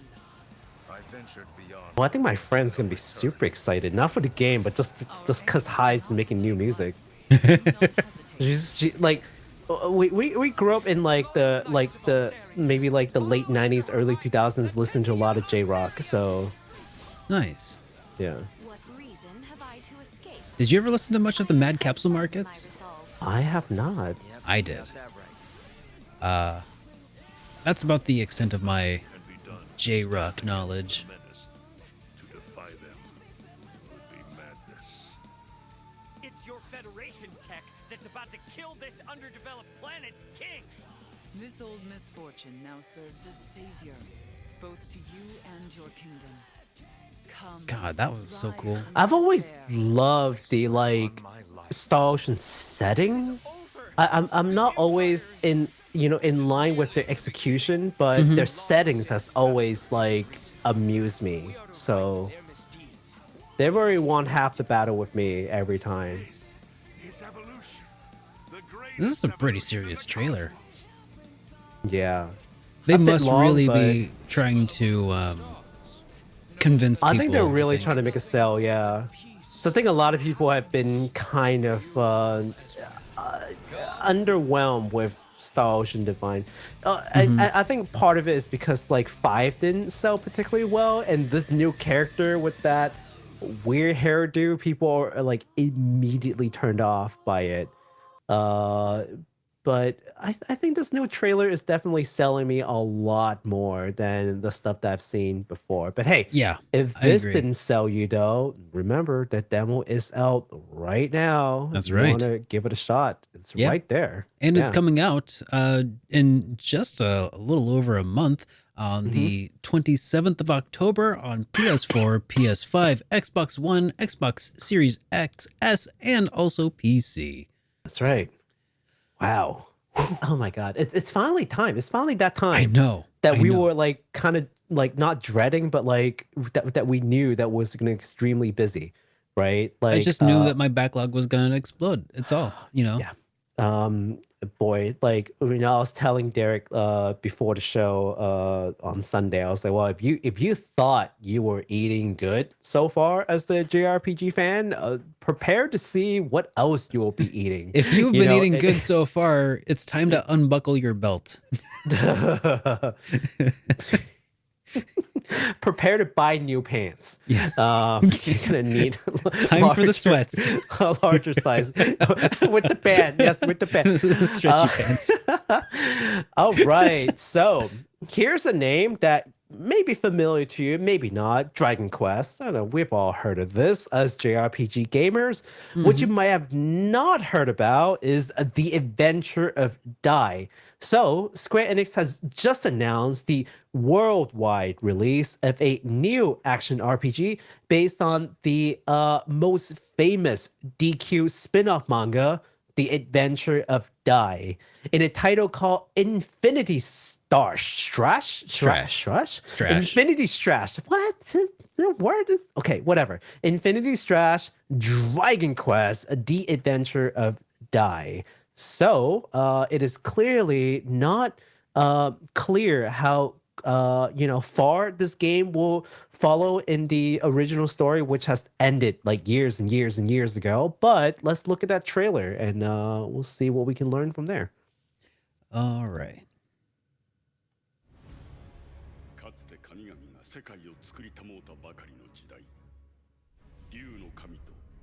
What I thought was really interesting about this, as a fan of Dragon Quest, you might notice that this is not a turn-based game. Instead, it looks really cool. Yeah. But it is definitely like a Dragon Quest Gaiden, if there can be such a thing. And I think it looks really nice. Yeah, it looks pretty incredible. So some backstory to this. So this came out in the 90s. Okay. The anime or the manga? The manga came out in the 90s. There was also an anime as well, right?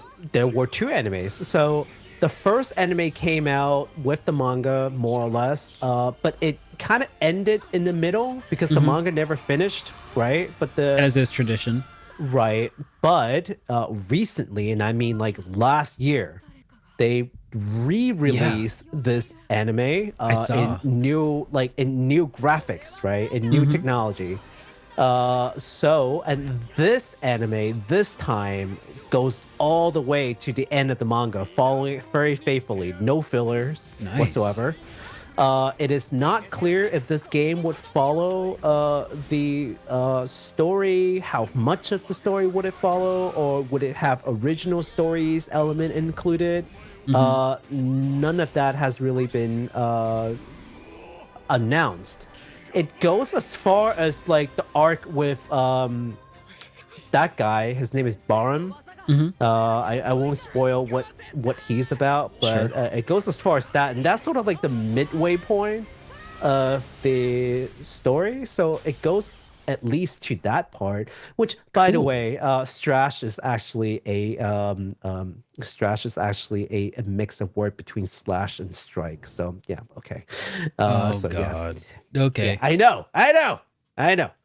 Anyways, there is no release date on this game yet. It is still being developed. It will be released, however, on PS4, 5, Switch, and PC when it is available. So if you like what you see, please keep an eye on it, and we'll let you know. This is definitely going to be an ARPG. So yeah, where I don't know if you can switch between members and stuff, because that would actually be pretty cool.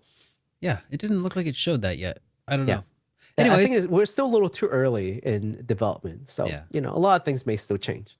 So you mentioned Playism a little bit ago, and I can bring them up again here because they are actually bringing some interesting games, starting with a Metroidvania-style game called Rusted Moss. In this game, humanity is on the brink of collapse and will soon be invaded by fairies. All things. The absolute horror.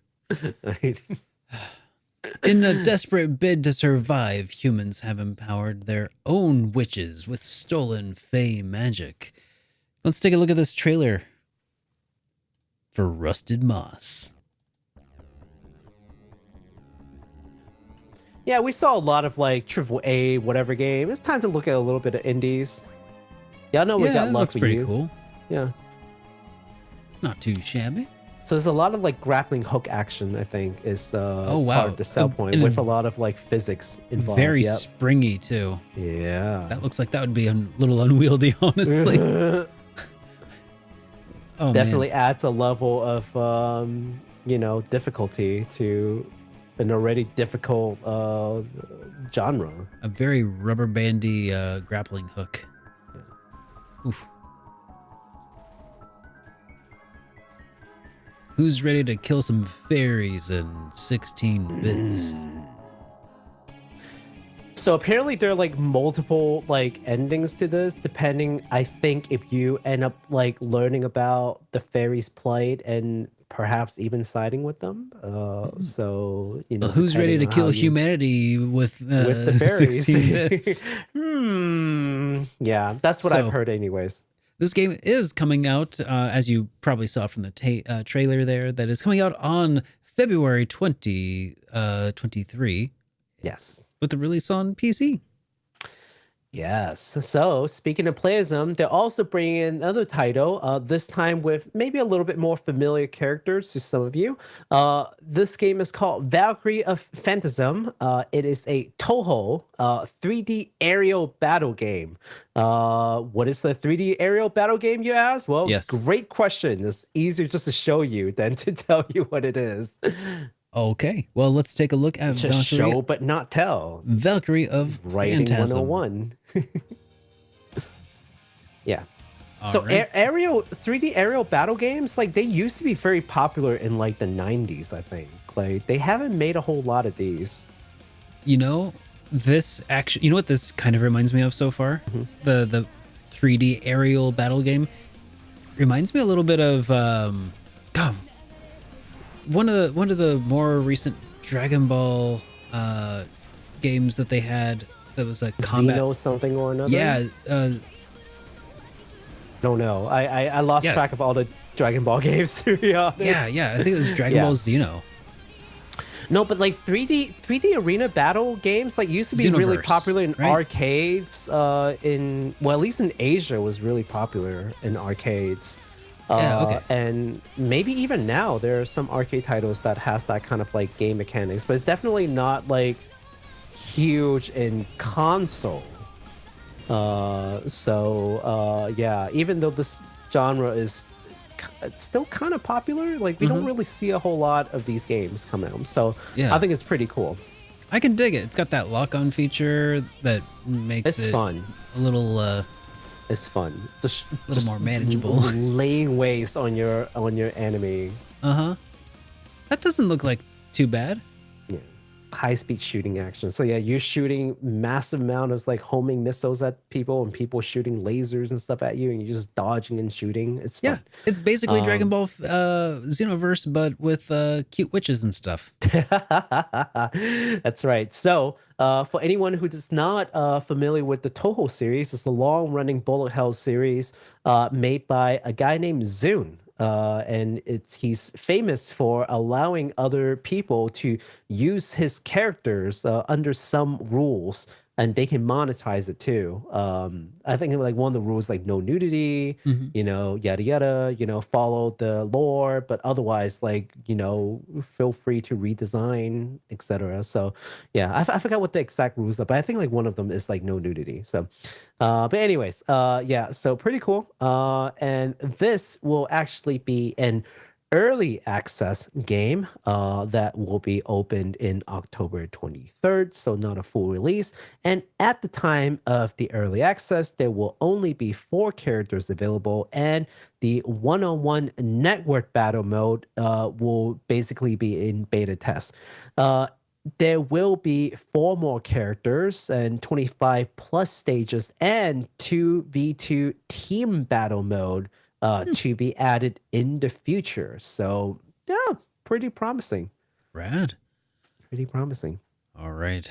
So Red Art Games is going to be releasing a physical edition of Demon Gaze Extra. I'm sorry, Demon Gaze Extra. It's in all caps. In North America and Europe. Yeah. This is an upgraded version of the original PlayStation Vita dungeon crawler Demon Gaze, and this remaster has enhanced graphics, a retry function, very important, as well as high-speed battles and new job category. So we have a trailer that we can watch for this as well that I'll go ahead and put on right now. Yes. This is just so everyone knows what we're talking about. ある時代、ある場所、一人の男が何者の瞳にも映ることなく、ひっそりとこの世に現れた。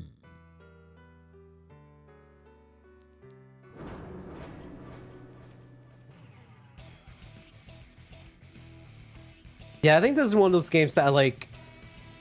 Cool looking characters. Cool looking, but I'll never play it because it's a dungeon crawler.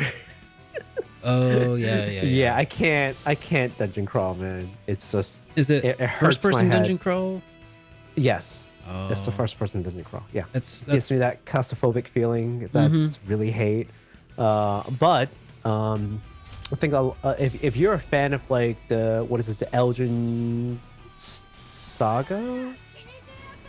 I think it's that Etrian Odyssey. Etrian Odyssey, there you go. So I was like, what is it called again?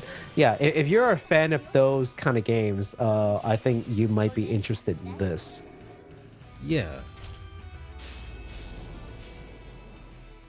Yeah, see, there you go. There's your dungeon crawling. There it is. I cannot this. Yeah. Or like if you like what is it? I think it's like Mary Skelter. Yeah, you might be interested in this. You know, I would kind of be interested in a first-person dungeon crawler that was done more so in the style of like an action, like a Japanese RPG style, but like also like Oblivion style, right? No. Like that would be kind of interesting. Like That would be interesting. like Oblivion, but anime characters, Oblivion, but anime characters. or Skyrim with anime characters going through a dungeon. Isn't that basically just? Actually, no, it wouldn't be. Yeah, I was like, isn't that doesn't just Ghost Wild Tokyo? I'm like, I don't know. I don't think so. Ghost Wild Tokyo is not like anime characters. It's pretty realistic looking people. I don't know. That would be interesting. Skyrim with anime characters. I wonder why they never did that. I don't know. Mix for a good like VR title. I mean, Sony's looking for those VR titles, right? Like, that's a no-brainer Sony, for hit them. me up. Yo, Sony, give us a call. Come on. All right, so Yes. that is Demon Gaze Extra. It is going to be coming out on the 13th of January on 2023 for a physical release. This is a title that is immediately available digitally, though, on PlayStation 4, Nintendo Switch, and also on PC via Steam. Yes, sir. All right, man. You know, I thought TGS was gonna be like not that many announcements. I was wrong. I started writing. I'm like, okay, here's another one. Here's another one. Here's another one, and here is another one. One Piece. That is One Piece Odyssey is the game that we're talking about. Bandai Namco announced the release date finally for the upcoming One Piece tied in turn-based RPG, that is a mouthful, with a new trailer. Let's take a look at that new trailer, Derek. I was just one trailer after another. Bada bing, bada boom. Oh man, you know what? I need to throw that in the list. This has hi happened everybody. a few times. This has happened a few times to me as I was like putting this list together. I'm not sure why, but it's okay. It's just a lot of trailers. It really is. All right, let's go. Let's look at that new One Piece. So again, for folks who may not remember, this is going to be a turn-based RPG. For all you folks who are like, turn-based is dead. It's a turn-based RPG with One Piece. And an original story. Which we have all covered with previous coverage. I don't know why I have to repeat myself. No, because we might have new viewers. We might have new viewers here. That's all right. Viewers? New? I think it actually is happening. We're slowly acquiring a new following, and it's kind of nice. No, I'm scared of new people. That's all right. They're afraid of you too at first. Just don't make eye contact. Just don't make eye contact.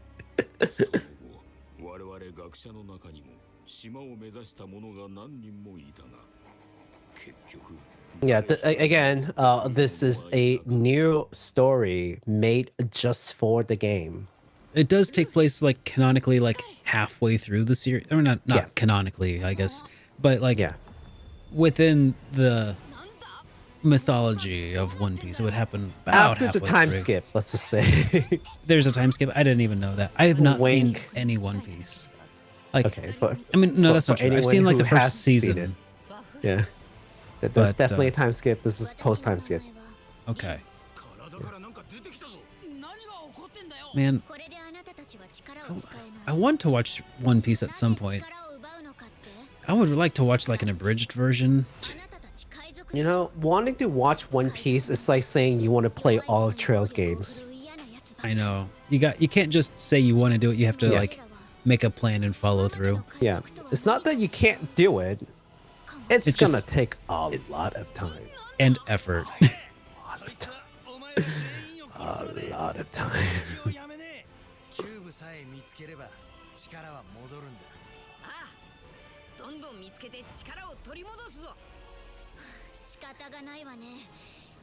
It's a good looking game. No, the voice acting, of course, is just bar none. The cast to One Piece is pretty legendary at this point, and they're definitely not starting to skimp on that front. You know, the main characters I've heard that their protagonist or their VAs have recorded over 1,000 episodes. That's a lot of practice. Crazy. Yeah, it's crazy. So this game will be coming out January 12th, 2023 for PS4, PS5, Xbox Series, and Xbox Series XS. Now, 1 day later, I don't know why, 1 day later, it will be released on PC. So January 13th on PC. Just to stick it to PC Master yeah, Race just to mess with the PC, all the PC bros. Yes, like, yeah, you get it 1 day later. Yep.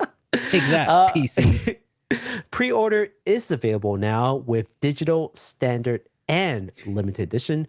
The limited edition will come with a steel case, some postcards, DLC, and maybe most importantly, a Luffy, which is the main character, and Lim figurine. Lim is the girl that you see that you saw in the trailer wearing white. I think she is sort of like the main central character of this game. Okay. So yeah, so you will be getting a figurine with these two. I think if you are a One Piece fan, you're really not going to want to miss out on this one, because I think this one is going to sell out relatively quickly.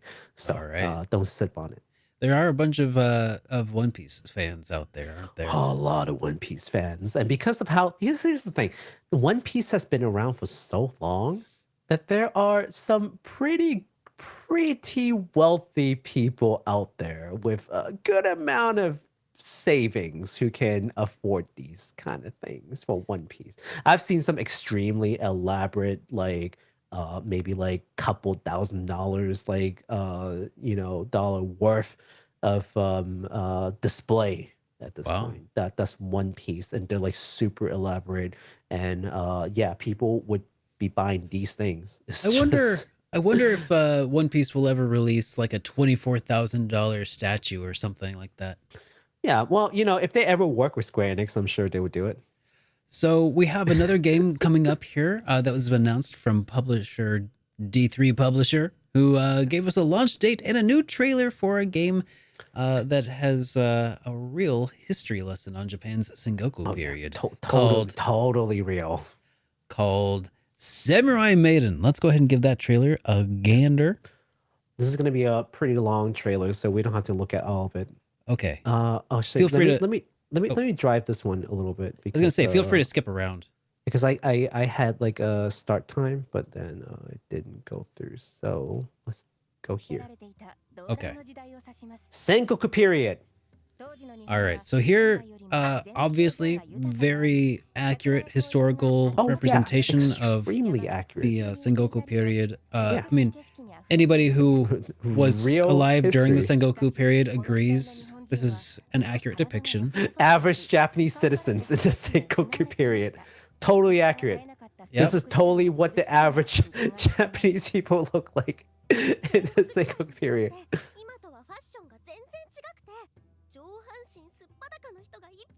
Lots of naked people.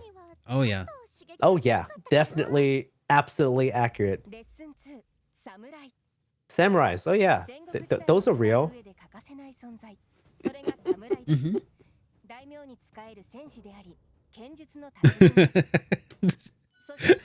Ryan times this. Oh, yeah, every one of them. Iconic Son Goku. Well-proportioned young ladies. Every one of them. Actual scenes of samurai combat. You know what this kind of reminds me of? There's a series of YouTube videos called The Japanese Tradition. One of which was covering like the subject of like how to order sushi at a traditional Japanese sushi restaurant, and it's presented totally deadpan, but it's full of ridiculous things. Okay, so it has some things that like are kind of believable, but then they throw in like for every like two things they're like, yeah, okay, they throw in one thing that's just kind of like, what? Yeah. Okay, so let me just end it here because this thing is like 9 minutes long. So if you guys want to take a look at it, it's in the description below. We just don't have the time to go through all of it now. But it's not there yet. We will add it after the show. Oh, yes. Later on. Yes. All right. So that is going to be coming out on the 8th of December this year. A release of worldwide for the PS4, PS5, Nintendo Switch, and PC via Steam. Heck yeah. More Bisojo sort of action RPG for you all. Yeah, if you want another history lesson in Japan, definitely accurate. All samurais look like her. Okay, in the Sengoku. I am a Japanese historian. I can. Baku was actually alive in the Sengoku area. I was definitely there in the Sengoku era. Yeah, I can vouch that all samurais do in fact look like that well-proportioned young lady. They all fight that way, and they all dress like her. It's true. All right, so next up, we've got some new announcements. Not one particular game, but just Resident Evils in general. Capcom has announced alongside the previously reviewed platforms that Resident Evil 4 Remake will actually also be coming to PlayStation 4. So if you couldn't get your hands on a PlayStation 5, you're just like, gee, gosh, what am I ever going to do when Resident Evil 4 comes out? Well, fear no more, because this game is coming to PlayStation 4. So more news on the remake will be shared next month during the Resident Evil showcase. So we'll be covering hopefully more of that next month. In addition, there is a new trailer for the upcoming Resident Evil Village Winters expansion. So let's take a look at that. All right. While I load this up, I did want to say that I think it's wild that the PS5 came out like 2 years ago. Right?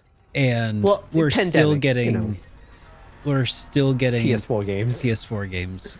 Pandemic, yeah. That those years were erased. Sure. They don't count. It's not just that. It's also like, the whole scalping thing, I think. Oh, yeah.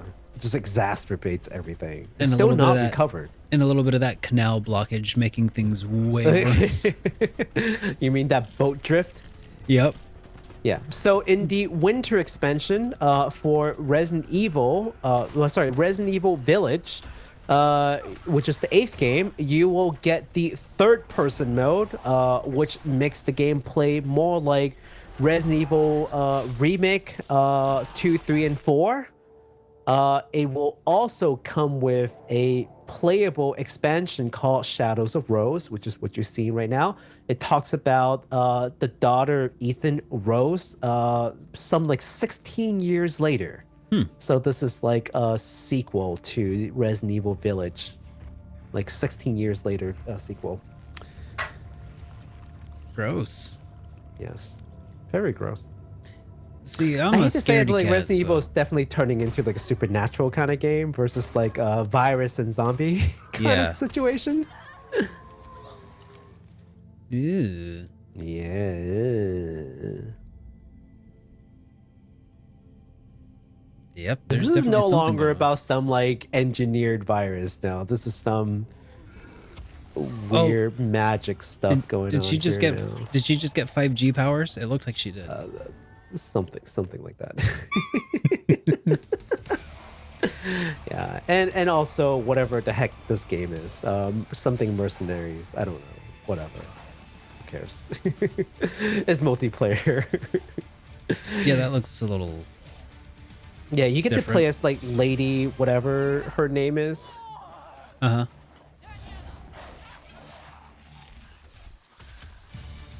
Huh. Yeah, I don't really know what this is about. Yeah, I don't. Yeah. So there you go. Those are the mercenaries. Additional orders. There you go. So yeah, I'm actually really excited for the third-person mode because I like playing Resident Evil in third-person mode. When they changed into first-person mode, like it kind of made me feel a little sick and I couldn't really play it.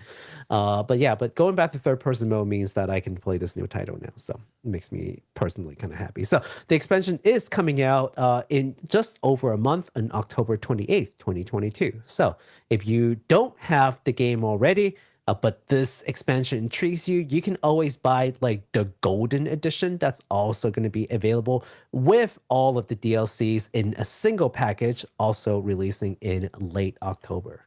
Yeah.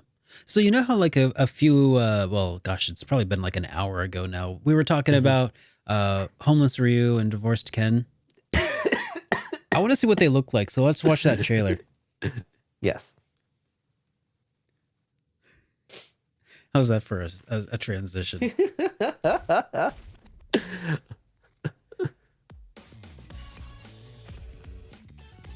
So yeah, Capcom has provided us a little sneak preview of some of the characters that are going to be in the roster for Street Fighter 6. They were talking about Hobo Ryu, like where he's taking the fight back to the streets in the back alley, fighting other hobos. Taking the fight back to the streets next to his bed. Back to the streets. next to his cardboard pad. You get to witness Ryu dumpster dive. Do you really? For dinner, yeah. And then you know how like in you know how like in I think it was like the third game where you have to like beat up a car, like a time attack. Yeah. I was like, yeah, you're gonna have to fight a dumpster now. Oh jeez. One of those giant green dumpsters, like in a back alley. You know what I mean? Yeah. Oh man. Oh god. All right. Well, anyways, that was interesting. So, anyways, 18 characters. Oh, hang on. 18 characters, including Ryu, Ken, Chun-Li, Luke, Jamie, Manon, Kimberly, Marissa, Lily, JP, Judy, DJ, Cammy, E Honda, Blanca, Guile, Zangief, and Dalsim. Yes. So man, that's those a are good all roster. Yeah. That's a good launch roster. And when they say launch roster, I can only imagine that there are going to be new characters coming out after that. Yeah. And also, it's coming out in 2023. Release on PS4, PS5, Xbox Series X, and PC. Feels like everything's just multi-platform at this point. Oh, yeah.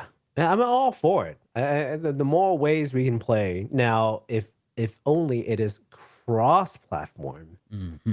Yeah. That's what I'm really hoping for. Like, yes, I get it on PS4, PS5. Can I play with my buddy who's on PC? Doubtful, but actually no. If it's Capcom, you probably can. Yeah, they probably have their own service for it. Anyways, we're now entering the final 2 games of the TGS, and boy, if you haven't heard about this title yet, and you've just been waiting, well, we put it in the very end so that you would actually stick around for this long. You clever monkey. I had no say in this. Baku. I did it. Anyways, we're gonna talk about. Are you sure you want me to talk about this, and then I can talk about the other one? Are you sure? Yeah, Are you sure you want to do this? Yeah, go for it. Okay. That's fine. Okay. Anyways. Speaking of remasters, that's gotten people super hyped. I do believe this is the single title that has gotten more people not shutting up about TGS than any other game. That's right. We're talking about Suikoden I&II HD Remastered. It seems like Konami may actually be serious about wanting to make games again that aren't pachinko based. Surprise. Maybe. Maybe. They have just announced the HD remaster of a pair of legendary JRPGs under the official title of Suikoden I&II HD Remaster, Gate Rune, and Dunan Unification Wars. So let's take a look at that trailer. All right.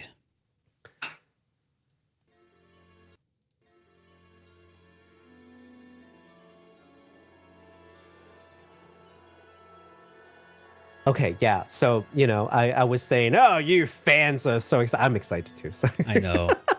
Of course. I'm excited too. I think the new portraits look really nicely done. They look faithful to the original. Yeah. Not too like new style, but definitely cleaner, right? Mm-hmm. Yeah. Yeah. Just a higher res, cleaner scan. Mm-hmm. Yeah. I feel like with the original release, like you could still see like the marker lines in some of the character portraits and stuff, right? Yeah. But it's not bad.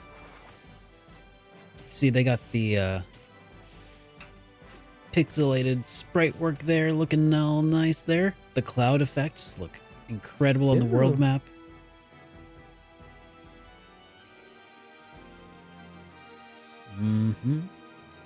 This looks great. It really does look nice.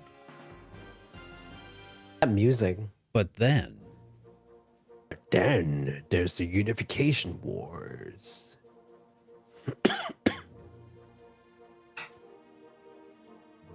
oh man, that newly up-resed intro looks really nice.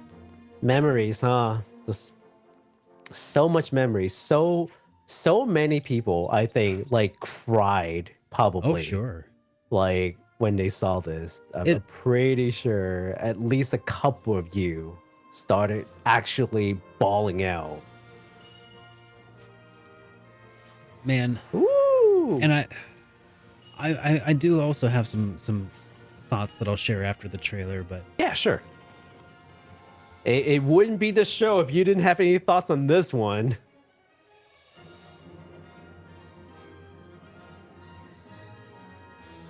But man, I'm just loving the glad that music. there is going to be a less expensive way for people to be introduced to the Suikoden series.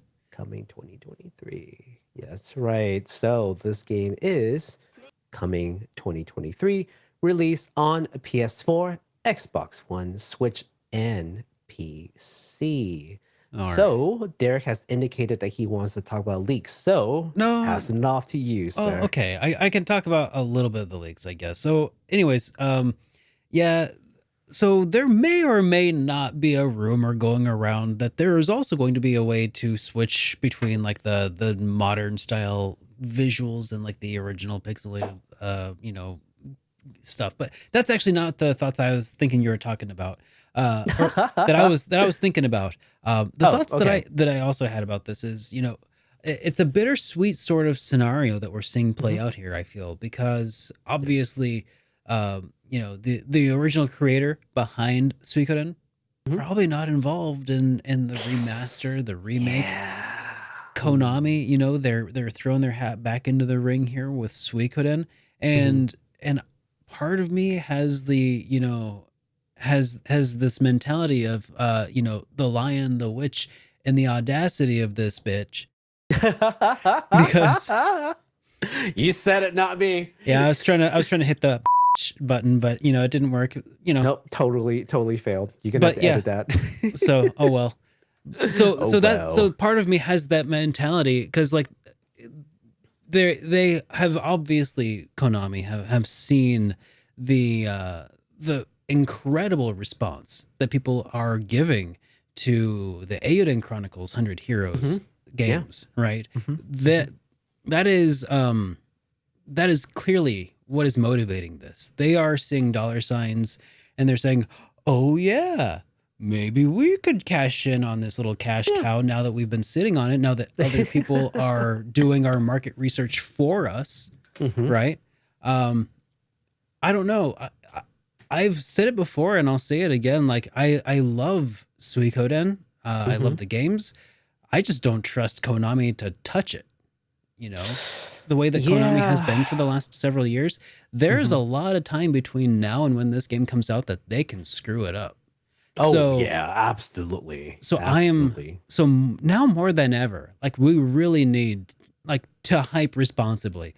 I'm not pre-ordering this. They're gonna launch with like 90 DLC, one DLC per character. I mean, I don't know. I don't know what they're gonna do. And they're all NFTs. I really hope. I really want to hope that they do well, and I really want to hope that this means maybe they'll do other Suikoden games. Maybe gosh, I don't know if I'd trust them to do a Suikoden 6, but I want. I'm happy that if this comes out and if they do a good job and if they don't screw it up, I'm happy for people who have a new way to play these games in an easier way, in a cheaper way, in a higher resolution. I'll just believe it when I see it, man. That's the other Yeah. part. I'm very conflicted. I think from my perspective, well, first of all, for anyone who might be like, oh, this caught me off guard, I think I fully expected this to come out. Mm-hmm. And the reason was because, first of all, Konami already said, hey, we've got something to show you that we're trying to come back to gaming. So, okay. So in my mind, there were two candidates. I was It's thinking- either Silent Hill or Suikoden. I was thinking And maybe they're- Metal Gear. No, probably not Metal Gear. I think the taste in Metal Gear, like the departure of Kojima, is just a little too bitter. Probably. It's still, yeah. But these, but Silent Hill is, I think it's okay. Mhm. It's good enough. I mean, they have. I don't know if it's something that they have spread intentionally, but people have talked about it and the reception has been good. So, you know, I'm not surprised if they, I'm not surprised if they talk about a new, not new, but some kind of a remaster for Silent Hill coming up maybe next year. Like, I wouldn't be surprised if they do. But it was going to be one of those in my mind, right? Yeah. The other thing is, it's basically a trend at this point, not trend setting at this point, to release PS1 era JRPG. We already know that they sell. They're not being a trendsetter at this point. This shouldn't be a surprise, right? So that led more credence to the fact that this is highly possible. I mean, sure, I'm surprised and happy, just like everybody else. But if you ask me, like just how surprised are you? Maybe not that surprised now that you really think about the trend of the industry and also what they've already said about wanting to release these games. Sure. Obviously, they're not going to do a new Suikoden because that's way too much of a risk, right? But releasing something like a remaster, I mean, yeah, sure, it's going to cost some resource to develop, Sure. but Capitalizing on it's going the- to cost more. Capitalizing on the upcoming success of Eiyuden Chronicles, sure, I wouldn't put that past Konami. No. Yeah. Heck, you know what? That, but also, even if Eiyuden Chronicle wasn't a thing, I still think that they would still do it just because of the trend that's happening and just Probably a right. low cost way of doing this game and just cashing out on it again. Why wouldn't you? You know this will sell. Yeah. So yeah, I think Eiyuden like 100 Hero just makes it even more of a case. Yeah. So yeah, I just in that don't trust sense, them. I'm not surprised. I just don't trust I them. don't. Yeah. I absolutely do not trust them. I wouldn't trust just them feel any further like- than I could throw a pachinko machine. Yeah. But on that note, though, I do feel strongly that if at the end of the day, like I can't tell what the intentions are, right? So if the net effect is that they come up with a product that is good and Yeah. people can enjoy it, then at the end of the day, that's all that really matters to me. Best case scenario, this will yeah. be a step in the right direction. Correct. So let's just hope for that and Mm-hmm. hype responsibly. Yep. I'll approach it with an open mind, and I shall hype responsibly now more than ever. Now, on the other hand, when it comes to Eiyuden Chronicle 100 Heroes, I mean, of course, I'll continue to hype responsibly, but I feel like I can increase my hype levels a little bit higher than I would with Suikoden, just because I feel like it's a responsible thing I can do. So, speaking of the Suikoden 1 and 2 remasters, you know, that spiritual successor got crowdfunded some time back. Rabbit and Bear Studios has brought a new trailer to the Tokyo Game Show and is giving us a little bit more insight into the setting of the game in their latest trailer. So let's give this last trailer a quick little peek. Yeah. Rabbit and Bear Studios promised and they delivered. They said they were going to bring a new trailer, and here we are. Promises made, promises kept. I made a promise. Yoshitaka Murayama, the man behind Suikoden. Gorgeous. And also sorry, Junko this- Kawano, the gal looks- behind Suikoden This looks 3 and 4. Better than HD2D. It really does.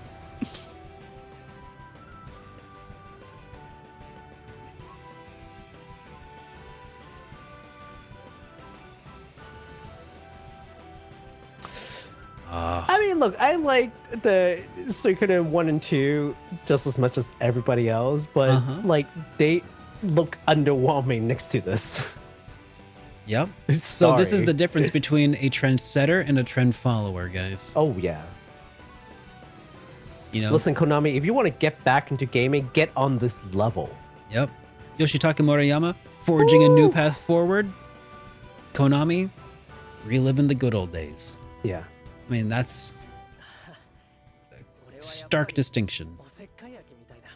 Yeah, so I think I was right in thinking that this is going to be one of those stories of like opposition force that gets, you know, united and probably banned as traitors from both sides, and they're fighting for like the middle ground kind of situation. That's what it makes me feel like. Dude, this looks so dang good. Maybe like the evil empire in like the radical fashion that things, and they all sides think that they're correct, and then you're like sort of in the middle, which actually feels a little bit like Xenoblade Chronicles 3 too. Just a little bit. Got shivers down my spine here. It looks so. All the characters look so good. They really do. I have a hard time hyping responsibly right now. It's very tough. This game looks gorgeous.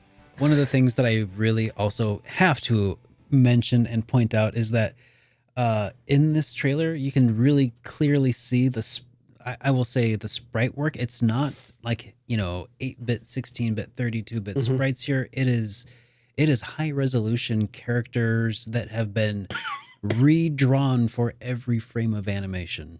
They're not just wiggle waggle paper dolls. It looks so nice. They are beautiful bits. Yes.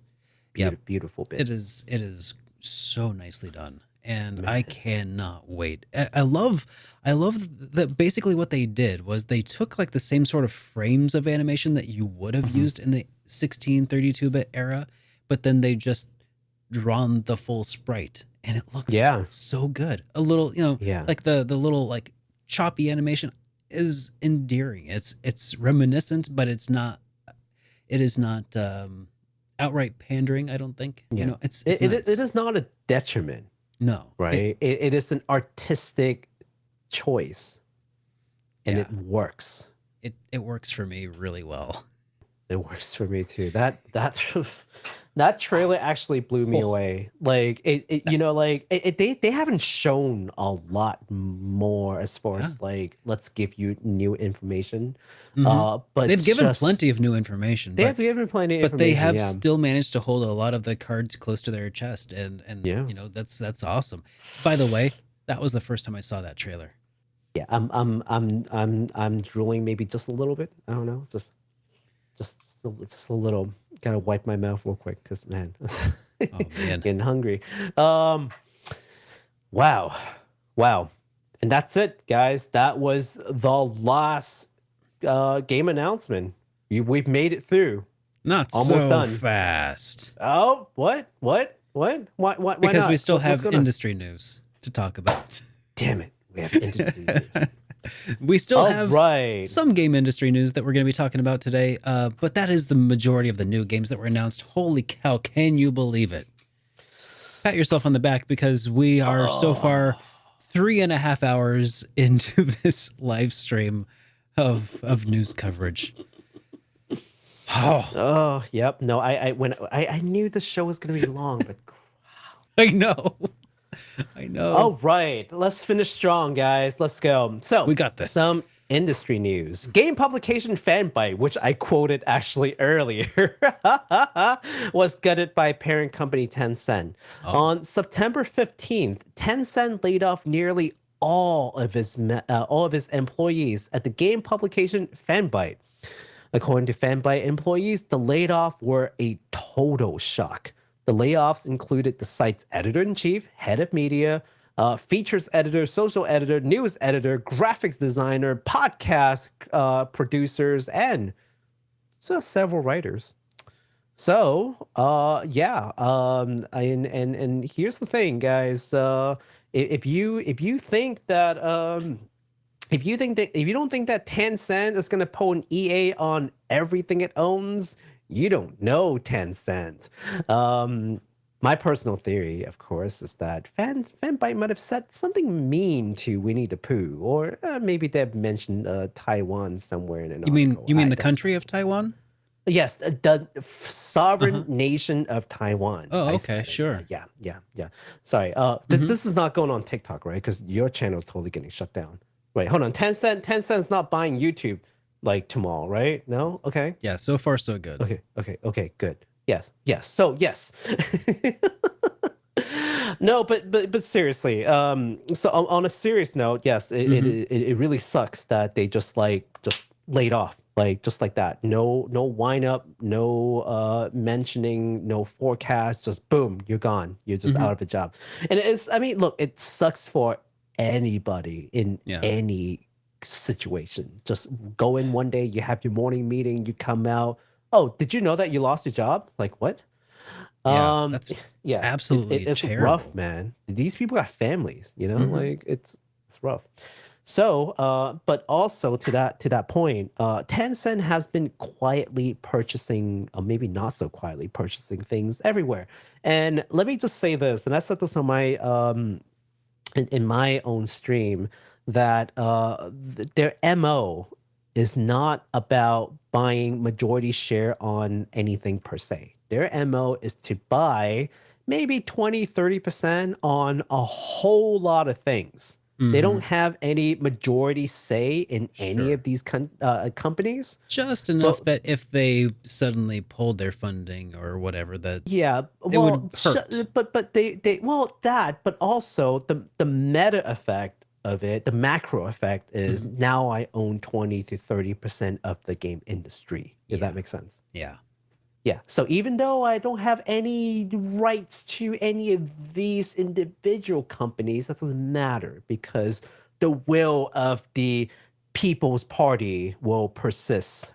So anytime people see, oh, Tencent bought 10% of this company, 20% of that company, and you're just like, oh, no big deal, it's 10%, whatever. That means nothing. They're just diversifying their investment.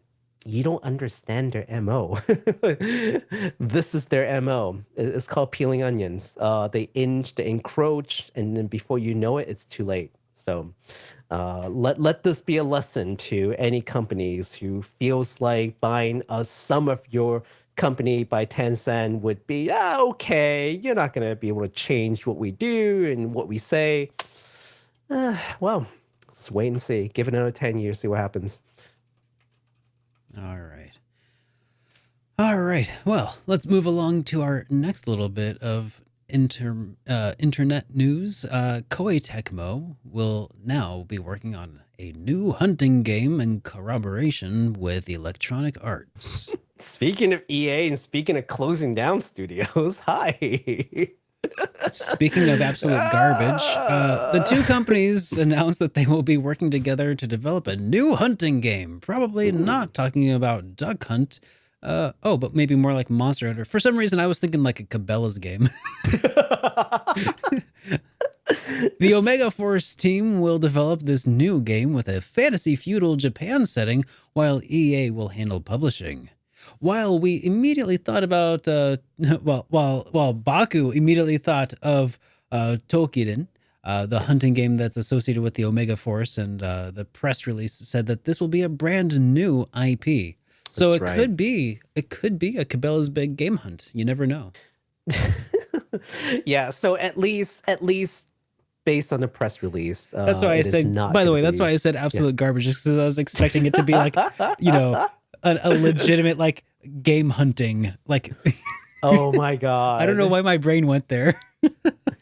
I thought Duck Hunt. I was just like, are they gonna make Duck Hunt? Are they gonna? And I was like, no, it's Monster Hunter kind of game. It's like, okay, so like kill things, collect things, craft things, that sort of thing. But anyways, yeah, I think they saw how much money Capcom's raking in, and then EA's like, you know what, we could do this, right? Koei Tecmo, we could totally sell them all kinds of DLCs and live service. It's all about the live service, right? We're all about the gotchas. Let's throw some gotchas into the hunting game. Yeah. Mm. Ah, jeez. I cannot wait. I cannot wait until they make this game and it's a complete flop. I'm just really waiting for it. And then EA is like, oh wait, dang it. We didn't buy enough Koei Tecmo to close them down. Shoot. Yeah. Anyways, I know it's just bad news one after another. So are you guys ready for another bad news? Babylon's Fall scheduled to shut down in February 2023 because absolutely no one saw that one coming. So no matter how pretty they made it, people wouldn't play. Okay, you know what? Listen, I laugh about this, right? But like I truly do feel bad for the developers who spent like God knows how much time and effort to develop this game. I don't think they wanted to make Babylon's Fall the way it is. Yeah, no, I don't. It's not the developers, guys. Like, but this is the top down causing the fish to rot. Executives who thought this was a brilliant idea. Yeah, clearly they didn't understand players. Probably went to some like Ivy League business school and was like, yeah, I know business, and then just like step into the boardroom and say, you know what people like? Live service game. That's how we're gonna make money. We just gotta make it look pretty, and all these suckers will play the game. Except they didn't. So back in May, the Babylon's Fall team said that the game wasn't going away and that they still plan on moving forward with their large-scale updates, quote unquote. But that does not seem to be happening anymore. So what happens now? Well, for the three of you who are playing this game may be wondering, well, as of September 13, all sales to the game's premium currency have been suspended. Good on them for actually suspending that, because, man, if it was EA, they would be selling premium currency up until the day they close that thing. I mean, probably the day after. Oh, and the day after. And a 50% discount. What a steal. The ongoing season 2 of content will run through November 29th. The final season will be the implementation of all the remaining events and contents that had been planted.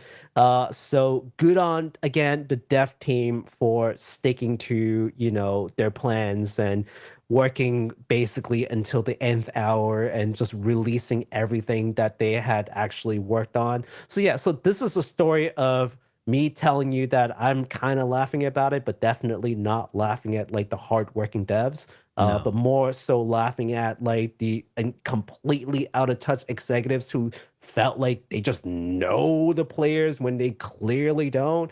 Send out a what is it called? A poll. Oh, no, it's not a poll. A survey.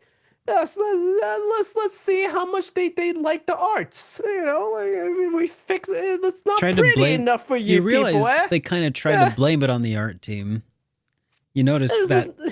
You noticed that that's what the survey was doing. It absolutely was. They had to throw someone under the bus, and it wasn't going to be them.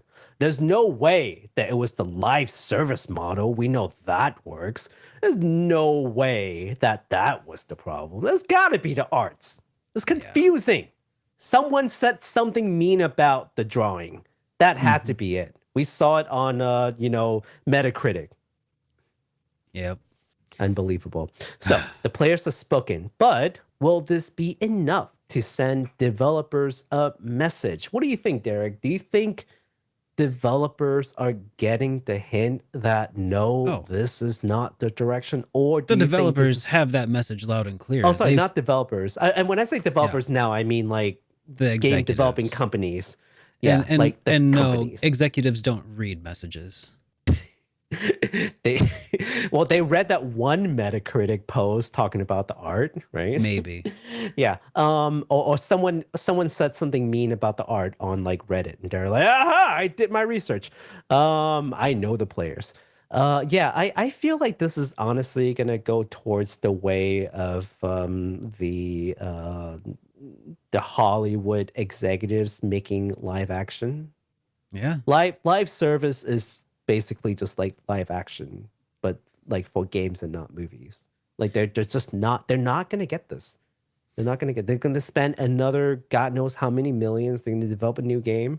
people are gonna work on this, and then they're gonna make a pretty game, and then like no one's gonna play it, and then they're like, oh shoot, something must be wrong. It can't be the business model. It can't be the way the game plays. It's got to be the arts again. Let's send out another survey. Oh geez. So yeah, kind of a downer for the industry news, but on the bright side, that is the end of the industry news, and it is time for us to talk about some of the super chats that we've been receiving, starting with this one that actually came last week before we even started streaming. Mushy threw us a super chat during the countdown for the stream, and I wanted to make sure that they got their money's worth out of this. Okay. So yes, Mushy. And all they had to say at that time was that if you like boomer shooters mixed with RPG high fantasy, I urge you to check out Arthurian Legends. So by boomer shooters, I think he's talking about like the old shooters like Quake, Diablo, or not Diablo, like Quake and like Duke Nukem Forever. And yeah, so I did look it up on Steam, and actually it looks pretty interesting. Yeah, okay. It's kind of like if Duke Nukem had like, swords and sorcery. It was pretty cool. I heard boomer shooting, and I'm just thinking like a Western like flick or something. I'm just like, what is a boomer shooter? Like, am I missing something? Oh my god! Thank you so much, Mishi. We appreciate you, man. Yeah. All right. So then we also have one here from Francisco, who says, I can't watch today. Just came by to say that I'm really happy that you guys are here, and thanks for the content. Well, hey, thank you so much. Yes, hopefully you get to watch this tomorrow or the day after or the day after that. Watch it before next Sunday, because we will have a new one. I was going to say, watch it in small chunks because we're going on 4 hours. Holy cow. All right. You were right. We could have broken this down into 2 shows. We could have totally broken this down into 2 shows. I know. Khan says, hardest games that you've played? Ever? Yeah, I guess so. I Want to Be the Guy, if you can call that a game. Oh, that's the You know what I'm Prinny, talking about? Prinny, right? Prinny? Is that No, it? I Want to Be the Guy is this like Kuso game, like where it's like basically. Oh, I was thinking of. It's kind of like a Super Mario clone, kind of, except like it finds 90 ways to kill you. Okay, I was thinking of like Prinny. Can I Really Be the Hero? Which is also a super tough game, but yeah, that's not my answer.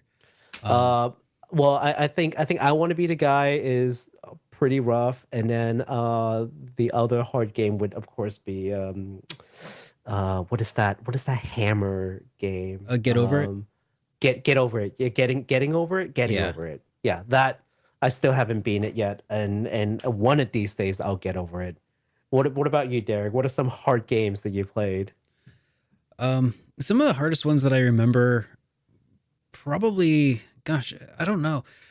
I want to say some of them were just like hard to get through. Not necessarily like that they were supremely difficult, but like just that they were hard to, slog through. So Dragon Warrior 2, I think, is the first one that kind of comes to mind.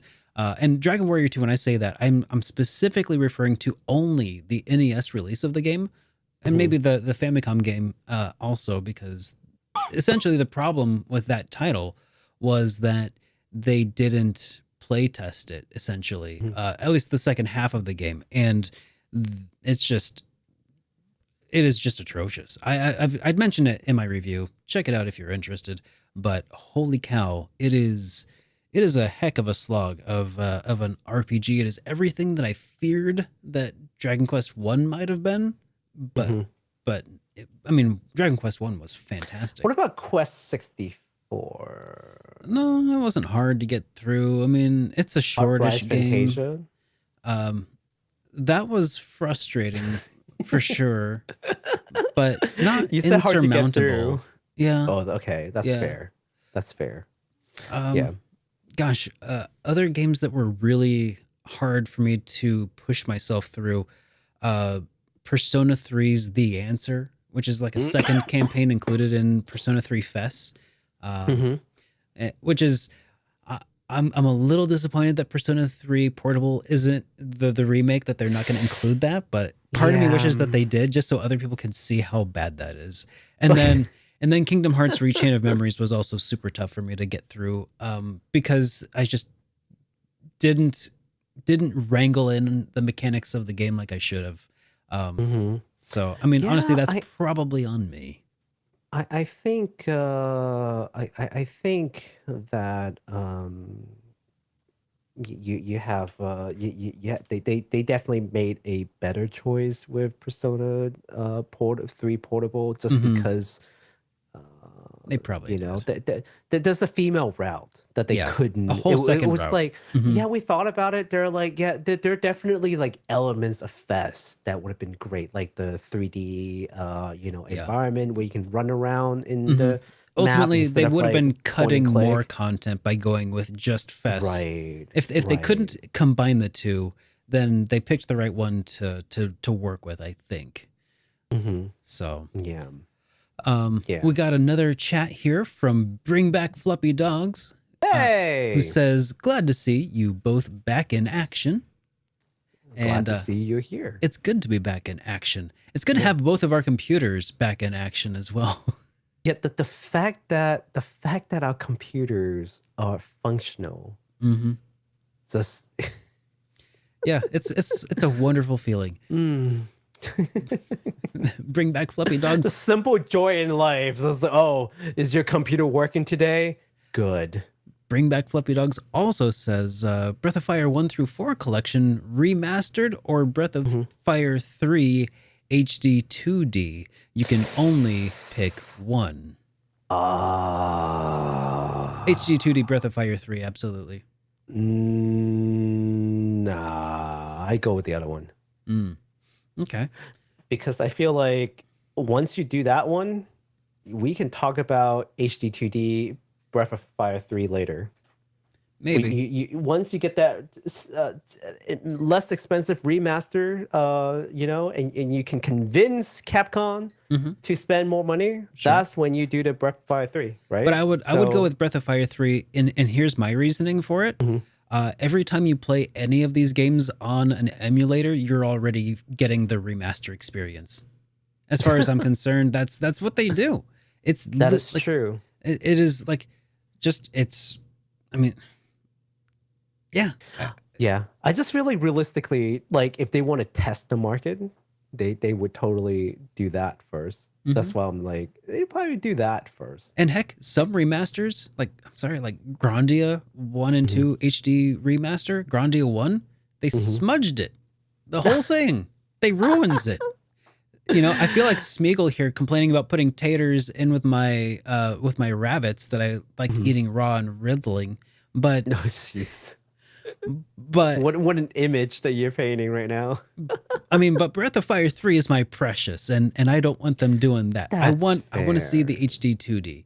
That's fair. The remaster just leaves too much room for somebody to screw something up, and the HD 2D is it's been kind of 50-50. Yeah, but the HD 2Ds have been like, if you're calling it HD 2D, you're doing it right, because you're putting in the effort, you're putting in the miles, you know what people want, you're going for that aesthetic, and I think you're more likely to get a good product.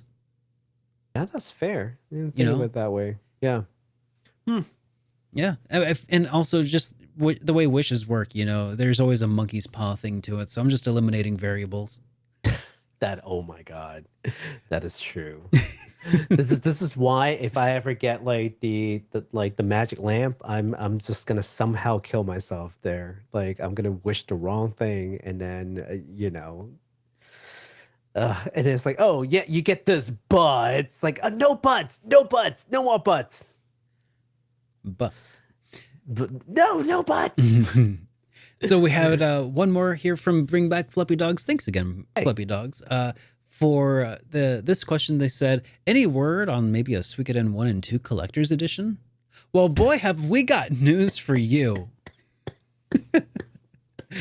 Oh no, you killed Baku. He's dying. Get a drink, man. I hate everything about this. I forgot to bring water too, so Oh no. I hate everything about this. Well, But we thank are, you. But we're I hate almost this. through the woods. Yes. We're almost through the woods. All right. Almost. Yeah. So yeah, we actually did talk about it quite extensively toward the end of this episode before we dove into the into the industry news. So that'll be Yeah. I've said my We- piece. we- I've we- gone into we my needed- rant already. Yeah, we needed some like industry downers to like counteract all the exciting games. Like, Exactly. oh yeah, all's well in the game industry, except for these industry news that you didn't want to hear about. Yeah, a way to just like ruin your night. But hey, but remember all the pretty games that we saw and all the demos Oh my that you can gosh. now go and play. Just wow. What are you gonna play any of the demos, Derek? Any of the demos that we talked about, like Wolong and Star Ocean and Elysium and Harvestella, any of these at all? I'm exhausted just thinking about it. I don't know. I don't know. I don't know. I would if you love guys- to, but holy cow, man. I got so Yeah. much on my plate. And I'm just Yeah. glad to have my computer working again. It's good to be I'm back. glad you have your computer working too. Yeah. So I will wrap this up with a quick PSA, and that is that we will be streaming again on Sunday this week, covering all of the news that occurred this week. Since this stream, we only covered things up until the end of last week. So that's make correct. sure that if you're new here and if you liked what you saw, get subscribed. And if you're listening on another platform, get followed and leave us a like or a comment or something. Or you could leave us a voicemail, again, at 75-337-3805. But otherwise, Baku, have you got any final closing thoughts for the people? Yes, that is 785-337-3805. I have now remembered the number. Perfect. All right, everybody. Yes, but also, yes, please join us again next Sunday with more news. Hopefully at less than half the amount of shows that we did today. Oh my God, it's past midnight. Have a See you great night, guys. everybody.